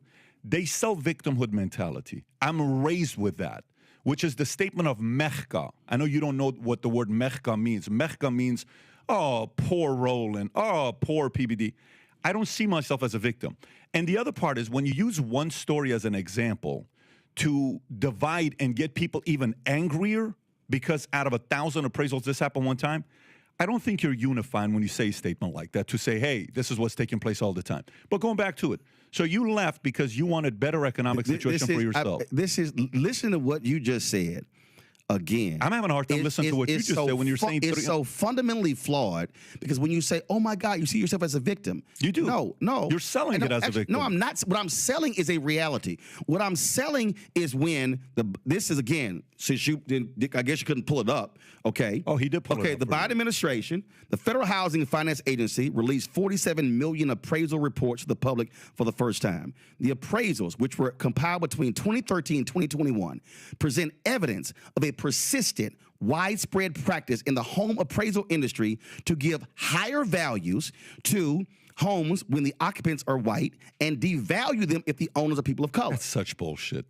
That's such bullshit. You know why? Hold up. Let me tell you why that's such bullshit. They actually took the reports and showed the data, and now you call it bullshit. Of course I call it bullshit. So you asked for the data and the facts. No. And now you give your opinion because you don't like the facts. Bro. Come on, man. Do you run a company? Yes, I do. Okay, so when you run a company, how much shit can I find in the OPEX? How much in the what? With OPEX. When I go into my balance sheet and I look at my expenses, my monthly expenses, what I'm paying for, rent, employees, benefits, workers' comp, I can give a number and say, we lost $280,000 this year. And it's like, oh my God, we lost $280,000.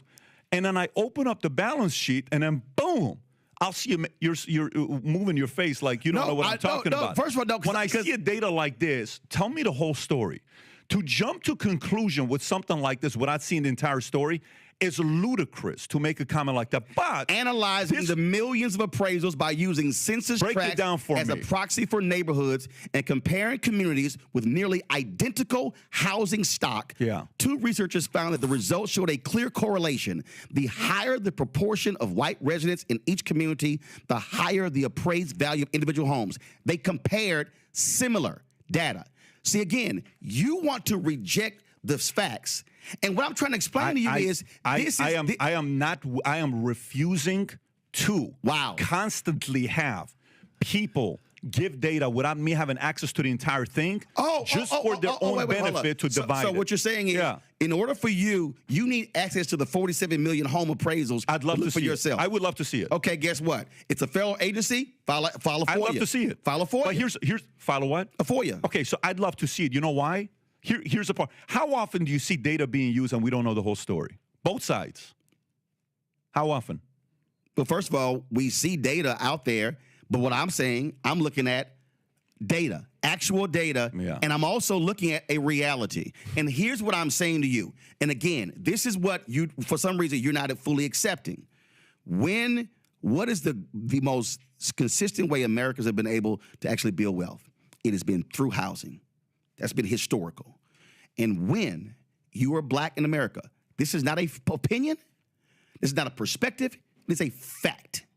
What we have seen is when you have been unable to enter the housing industry, meaning covenants saying you can't sell to black people, then when you actually buy a home and they've been grossly undervalued, that then limits you from being able to sell your home at a higher value and now take the profits and then create a business and then be able to send your kids to college. And what I'm saying to you is when that has been persistent, when you look at the appraisals, one, when you look at inability where you're buying a house, two, all of a sudden now you see a clear way how African Americans have been impacted, not historically, but still in present day. And what I'm saying to you is, whether you are Democrat or Republican, I want that to change because what I want is somebody. You've had 53 years. So come on. So I want y'all to understand. Y'all heard all that. See, I wanted to play that for a reason. Because, see, even when you present the facts, well, I need to see the data for myself. I need to. I don't believe that. I mean, you're bringing up just one example. I mean, I don't understand what you're doing. They are living in an alternate world, y'all. They are. When you show the data, how much a black man makes compared to a white man? Oh, well, you know, well, education. Now, the brother or the sister got more degrees than the white guy. Oh, well, what? You mean tell me that there's data that shows that the average black college graduate makes less than a white high school graduate? Oh, well, I don't, okay, dang, now I got to figure out, but this is the game that they play. And then with a Scott Jennings, well, man, I think you're wonderful. You're talented. You're very smart. I think you're the smartest analyst in the Democratic Party. They should be listening to you. I think you're amazing. You've got work ethic. And he never addressed her central issue. I get paid less. This is the bullshit that we deal with, Matt, Zachary, and Michael. I'm gonna start with you, Matt. And that white folk, even white liberals, but especially white conservatives, white Republicans, can't deal with. Ashley was on point, and MAGA, they can go to hell for attacking that sister for trying to educate you idiots. No, it's not that they can't deal with it. It's that they won't deal with it. And what Scott Jennings did is what we see them do every time. They try to tokenize one person without looking at all of the phenomena, right? What did he do? He started lauding her and about how she's great and all that. She's talking about something that we all experience. And instead of addressing that issue, he decided to say, but you're my friend. You're cool. You're good, right? We are not judged on an individual person. We're judged across how our people are treated. And if we are getting paid systemically less than everyone, that is a demonstrably true phenomenon that's provable by evidence. And it doesn't matter how Midwesternly genteel and saccharine sweet you sound when you say that she's A-OK, Scott Jennings, when she's talking about a phenomena that is easily provable.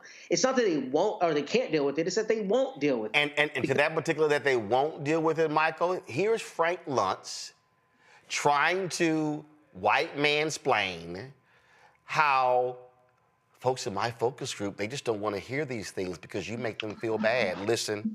These people, I focus group them, and they are really, really tired of being accused of either racism or sexism because they voted for Donald Trump. And it's one of the reasons why so many of them did. I sat on this stage with you and got chewed out when I suggested there's a better language to reach out to voters, that the Harris campaign is missing what they're looking for. And I say the same thing here.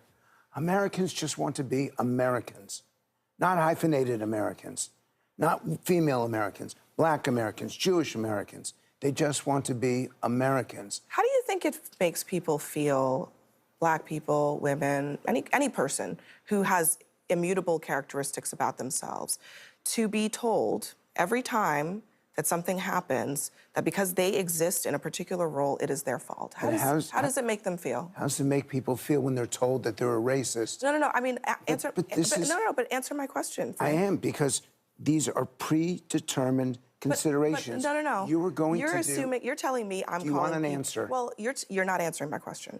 You're telling me. Yes, I'm trying to. You were telling me that your response is in bad faith. I mean, what she is saying is something you're not responding to because it doesn't address why Donald Trump immediately went to DEI as an explanation without any evidence whatsoever for what looks to be an inexcusable and certainly a very devastating and tragic plane and helicopter crash a couple of days ago.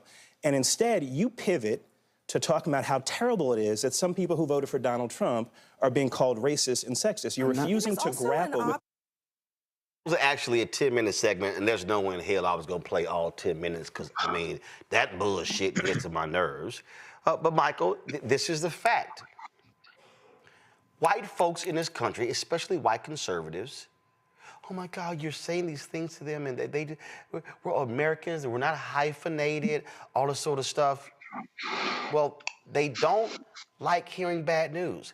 That's why in this country, we've always had to soften our tone, change it, because we gotta talk about these things to make white people comfortable, to make them not, no, but that's not me. That's why DeSantis and the Republicans changed the law in Florida, where if you bring up sensitive historical facts, and if a white person feels uncomfortable in the classroom, then the conversation has to stop because I'm uncomfortable. I feel like I'm being attacked because of the Scottsboro boys. feel like I'm being attacked because 4 little girls were bombed in a Birmingham church. I feel like I'm being attacked because black people were beaten and killed. I feel like I'm being attacked because white people lynched black soldiers in their uniforms. I'm being attacked because we literally had an institution called slavery where we debased, dehumanized, and murdered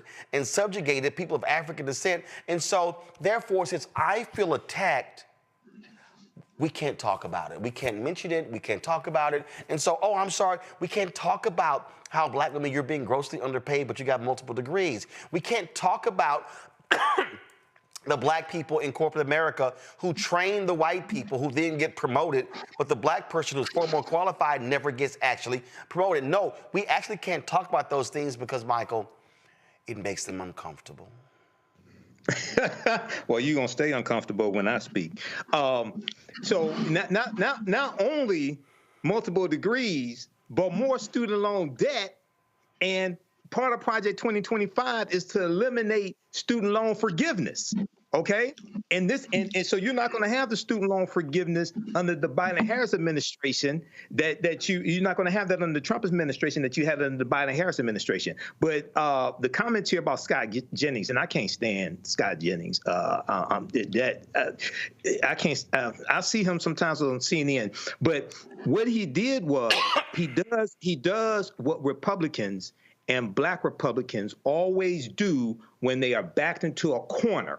They never focus on the pattern. They always make it an isolated incident. This comes straight out of the Republican playbook, okay? So he talked about, he's basically saying you're one of the good ones. That's what he said. Yep. He didn't want to deal with the fact that Black women make 69 cents on the dollar that the average white male makes, and it takes the average Black woman 20 months to make the same amount of money that the average white male made the previous 12 months. And that accumulates over 40-year working lifetime, 40-year working career, almost $1 million in lost earnings that African-American women lose out on. That's because of racism. Racism is a system of advantage and privilege distributed based upon race. And this is why Black Women's Equal Pay Day exists. It happens in August. So when you look at the facts on this, and CNBC.com has an article, Black women make nearly $1 million less than white men during their careers. This is from August 3rd, 2021.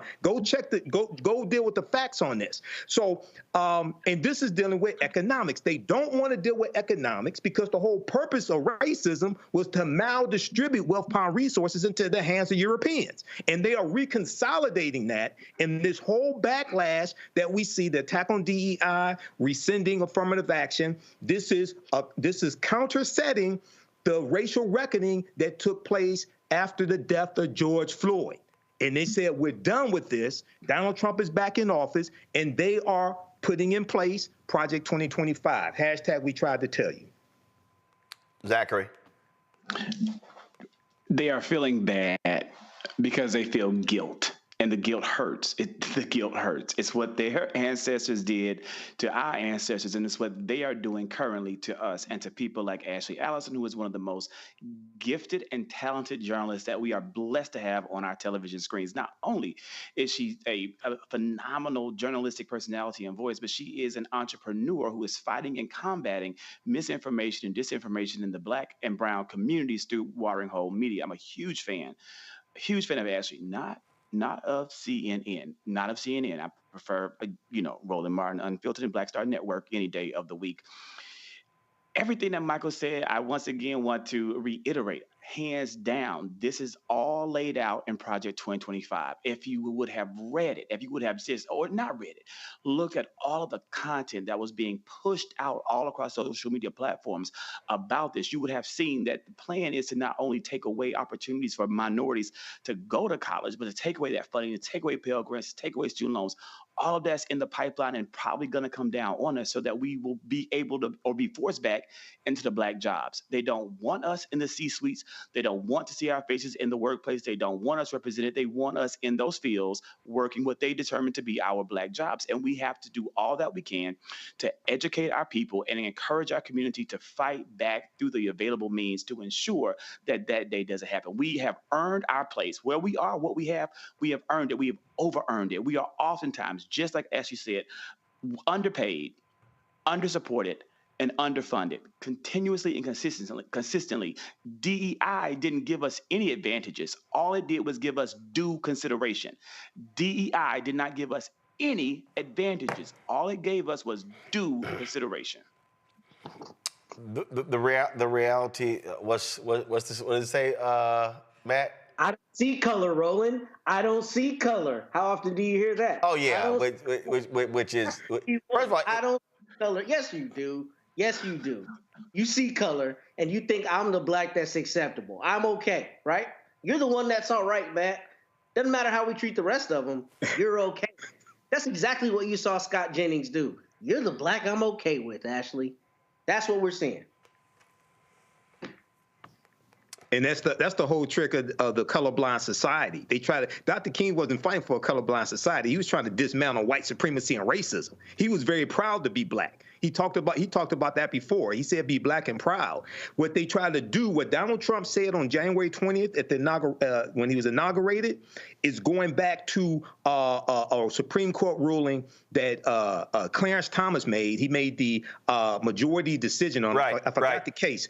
But it was an argument between Clarence Thomas and Ketanji Brown Jackson, and he was talking about a colorblind society. And this is the language that these conservatives latch on to. We want a colorblind society, merit-based, so we're going to get rid of affirmative action and DEI, and everything's equal. That's all. So I want folks, again, for all these folks who, the Scott Jennings of the world, and the Frank Luntz of the world, and the Patrick Bet-Davids, here's a perfect example, a study that was done last year. White-sounding names get called back for jobs more than black ones.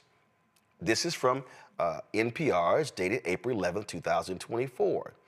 It said 20 years ago, 2 economists responded to a slew of help-wanted ads in Boston and Chicago newspapers using a set of fictitious names to test for racial bias in the job market. The Watershed study found that applicants with names suggesting they were white got 50% more callbacks from employers than those whose names indicated they were black. Researchers at the University of California, Berkeley, and the University of Chicago recently took that premise and expanded on it, filing 83,000 fake job applications for 11,000 entry-level positions at a variety of Fortune 500 companies.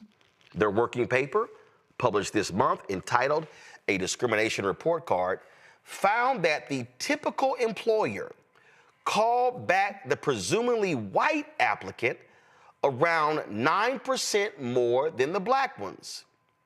That number rose to roughly 24% for the worst offenders. What's it? So this is the point. Same resume, different names. That's what Ashley Allison was trying to explain to those idiots, that you can be black and you can have 5 degrees and you can have a law degree and an MBA and they will underpay you compared to white counterparts. And here's what's crazy. Happens to white women.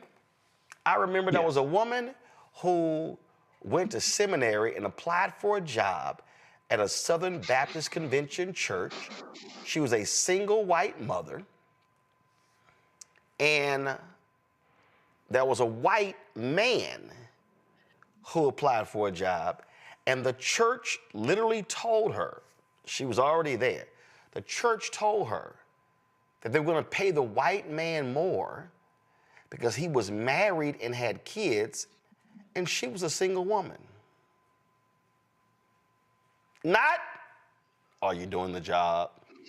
Not, are you a hard worker? Not, are you competent? No, he's a man with kids and a wife, and you're single, so you don't actually need as much money as he does. Those folks don't want to hear that. And what Frank Luntz, of all people, and let me be real clear, this is the same Frank Luntz who, through his focus groups, focus tested racial language. Frank Luntz, frankly, should never be on any cable network because Frank Luntz is part of the problem with today's politics. And he's actually talked about it in the past. It was his focus groups. How do we craft certain language that will get these white Republican voters to support or oppose certain things? He's part of the problem. And so when he sits there and goes, well, in my focus group, they're tired of being, that's just toxic language. They're tired of being called those names. Let me just say this real quick. If you are a Donald Trump voter and you're MAGA Republican and you're tired of being called racist and being called sexist, Why don't you stop supporting racists and sexists? What a novel concept. Sonia Massey's family has reached a multi-million-dollar settlement with an Illinois county following her fatal shooting by a white sheriff's deputy in 2024 after extensive confidential discussions between county attorneys and Massey's family lawyers. Sangamon County officials negotiated a $10 million settlement through mediation. The 36-year-old Massey was shot and killed in her home near Springfield on July 6th of last year. Sangamon County Sheriff's Deputy Sean Grayson and other sheriff's deputies responded to a call about a possible prowler at her home. She called. Grayson shot Massey when she checked on a pot of boiling water in her kitchen while saying, "I rebuke you in the name of Jesus." Grayson has been fired from the Sheriff's Department and is facing first-degree murder charges in connection with the shooting of Massey. He remains in jail but is contesting his detention in court as he awaits trial. Folks, let's go to our Black and Missing for today.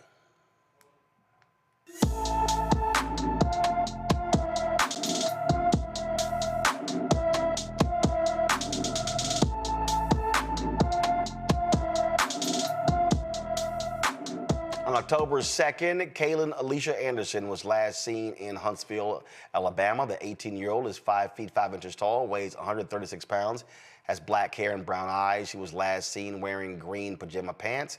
Anyone with information about Kaylin Alicia Anderson should call the Huntsville Police Department at 256-427-7117, 256-427-7117. Do want to give the three of you an opportunity to just share your thoughts. We were talking about how Democrats are responding and what they're doing and sort of different things like this. And we saw today, we started the show with Democrats going to these different federal agencies. I personally believe they should be doing that. Dr. King always talked about, I need an antagonist in order to have direct confrontation, direct action. And so I think it's important for the nation, the world to see how Donald Trump and his co-president Elon Musk are refusing to allow members of Congress into these federal buildings. Those things should be shown. And so I just think that, and also from a messaging standpoint, when you see what Congresswoman Jasmine Crockett is doing, Congresswoman Summer Lee, the reality is they have limited power to take certain actions. But I absolutely believe, Zachary, that Democratic senators should be saying, we ain't voting for a single one of your nominees. They should be saying, we're going to put a block on considering any of these names. They had more than 15 hours of filibustering to stop the OPM, the budget director from being confirmed. He eventually got confirmed, but they should be using every single tactic to shut the GOP down as best they can. Hands down, the fact that Senator Marco Rubio was confirmed with 99 votes, almost every Democrat voted in favor of him, when we have not seen that kind of bipartisan support in decades, astounds me. That for me was my actual aha moment, wake up call, where, you know what, instead of calling it an aha moment, I call it an oh no moment. And that's when I decided to look, I hate to say it publicly, way more critically at Chuck Schumer and his role as a leader. And he's completely kind of proven his lack of spine and that he really is that spineless Democrat, and how he has been responding to this moment. This is a moment that the American people need Democrats to step up in the exact same way that we have been seeing Representative Jasmine Crockett do, in the exact same way that we've seen Maxwell Frost do for Gen Z. We need to see our senators do the exact same thing. And for Chuck Schumer to be the leader, the Democratic leader in the Senate, and to be unable to understand this moment, it really does. It's disappointing. There was something that Karen Swisher said. Kara Swisher. Give me 1 second. I'm going to pull this up. And I really think this is important, Matt. And we've talked about it on this show numerous times. But this is her on CNN, and she talked about normalizing. Listen to this. One of the things you're saying is like, there should be cuts, and maybe he has a point. This is what you're walking right into their trap. They should do it by passing legislation. They should do it legally. They're not interested. What they do is they depend on your civility, and including the media is like, well, they have a good point. Well, sure, but this is not the way to do it, and therefore they've won the battle already because you're agreeing to it, but they're doing it in ways that have nothing to do with legislation, the power of Congress, and other laws. So what's the difference how they do it? Well, it matters how they do it here, and that's why they're running over you, because nobody's stopping them and saying this is just nonsense. And let me just say the last thing is they distract with other things, whether it's DEI with plane crashes, everything else. Well, they're doing that. So over here, they're doing the actual thing, which is the actual destruction that you can't take back. And what they're also doing is they are playing on the media and others in terms of, you know what? They are, like, matter of fact, listen to this. There should be cuts, and maybe he has a point. This is what you're walking right into their trap. They should do it by passing legislation. They should do it legally. They're not interested. What they do is they depend on your civility, and including the media is like, well, they have a good point. Well, sure, but this is not the way to do it, and therefore they've won the battle already. Right there. They depend on your civility. That's the mistake the Democrats keep making. They're playing institutionalists. We're going to be civil. And they're like, yo, we're going to be gangster. There's no greater motivator than fear, period. And our government is not afraid of us, period. And that is why they are dismantling the government before our very eyes and allowing pushing us into the point where we're trying to rationalize it and, try to fit it into this box of civility. That is not going to work. It's not going to work. Now, don't get me wrong. I'm not calling for anarchy, but I don't understand how we as 334 million Americans are being held hostage by two dudes. I sent Carol an article from Wired, and the article says the United States is not a startup. And that's what Elon Musk is trying to do. He's trying to run this like a private business, whatever they say. What is it? Run fast and break things, or whatever the little saying is, right? It's not a startup.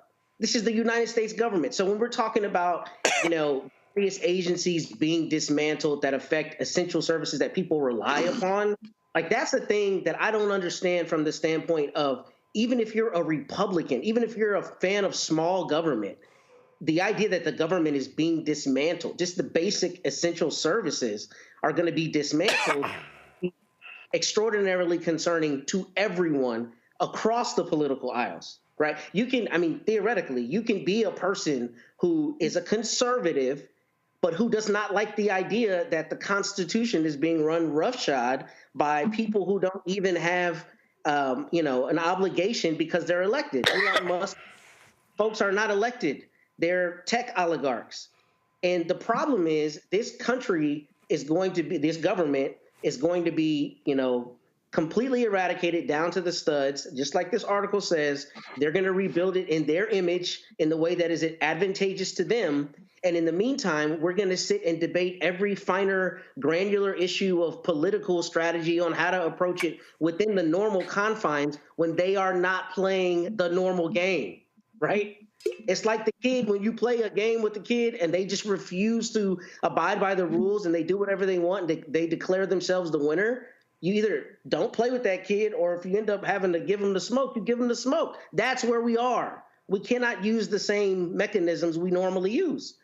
And, I know I sound a little Don Quixote-ish, but I have no other way to say it beyond we are having two different realities. There's a reality where they are going in and looting the government, and we're sitting around hoping that they stop doing it. I don't understand how two dudes are holding an entire country hostage. I don't understand how there are not hundreds of thousands of people outside 1600 Pennsylvania demanding different action. Frankly, I don't see how we as a society allow this to continue happening. Well, and maybe there's something I'm not considering, but look, they voted for this crap. Look, again, it ain't like, Michael, as we keep saying, it ain't like they didn't tell us. They told us, and then he denied it. Well, I don't know anything about. I know nothing about Project 25. I don't know anything about that. Whatever. And again, and so that's why you see these people, well, we didn't think he was going to go this far. And here's the deal. Listen, unlike last time, ain't no third term. So there's no, oh, I can do whatever. Y'all can't do nothing to me. And by the way, y'all impeached me twice, and Republicans didn't convict me at all. So, yo, I'm good. When you give somebody that kind of power, a fool like this, he don't believe in lines. He believe in obliterating lines. Forget crossing lines, going to the edge. Nah, he like, yo, I'm about to hop, skip, jump, parachute, bungee jump the fuck over these lines. Yeah, it's so much here. It's the one of the biggest difference between 2016 and 2024 is that in 2016, Donald Trump did not think he was going to win. So there was no plan. There was no plan in place. And he didn't surround himself with as many loyalists back then as he has now. He learned from that. And in the 3.5 years they put together Project 2025, they've been planning this. They've been looking at the weaknesses in the system. Okay, and how to take this over. This is how Elon Musk takes over the Treasury, and nobody saw it coming. And then you have the legal analysts saying, well, he can't do this with the 14th Amendment. He can't do this with an executive order. They said, damn this, we're going to take it, and then now you come try to take it from us. Now, Democrats keep bringing a butter knife to a political street fight and wonder why they get their asses kicked. Okay, so the fight that we've seen taking place the past few days, that has to continue. House Minority Leader Hakeem Jeffries is saying that they're ready. They're threatening to. Democrats are threatening to shut the government down in the House. Coming up to the March 14th funding deadline to stop Elon Musk. He put out a 10-point plan this week, so they have to continue and intensify this. And also, the masses of people can't just put pressure on Democrats. You got to put pressure on these weak-ass, punk-ass Republicans who are derelict in their duties as well, because if you don't, what you do is you give Republicans a pass. If Republicans don't feel any pressure from any people who they represent, they'll just keep on doing it, okay? And people, this past Wednesday, you had 50 protests around the country, many of them at state capitals. They had the 50-51, 50 protests, 50 states, one day. That was organized by Indivisible. Yeah. So a lot of people are downloading that document again like they did in 2016 and organizing as well. But this has to intensify. But, this is what we warn people about. Yep. And this stuff is happening faster than a lot of us thought it was going to happen. Well, again, and folks, go ahead, Matt. You know what's going to happen on the 4th of July? They're going to start talking about how this country was taken from tyranny by the American founders and how we should laud them and lionize them again, right? That is our core American ethos, that annually, July 4th, what do? We go out and talk about how they took this country from King George and they planted their flag. How are we allowing a tyrannical dictator who says he's going to be a dictator on day one, who will probably be talking about a third term sooner than later? I'm sorry, Roland, I disagree with you on that. I think that's absolutely what's coming, unless he's too old to continue on in the office. And we are acting like we're not at that point in terms of our democracy, our purported democracy. The idea that there are not people in the streets, like, you cannot just take the government from us, I don't understand. I really don't. And I don't know if it's just fear of discomfort. I don't know if it's fear of reprisal. But I know that 334 million is more than 2 mathematically. And how we have not become, pushed to action in a greater sense, I cannot understand it. Well, I don't think we have any political, normal mechanism to fight back. And that's why. But that's why I don't want to hear that shit. I'm tired. I mean, it's tough. No, this ain't the moment to be tired. Real quick, Trump has revoked President Joe Biden's security clearance. He said, quote, Joe, you're fired.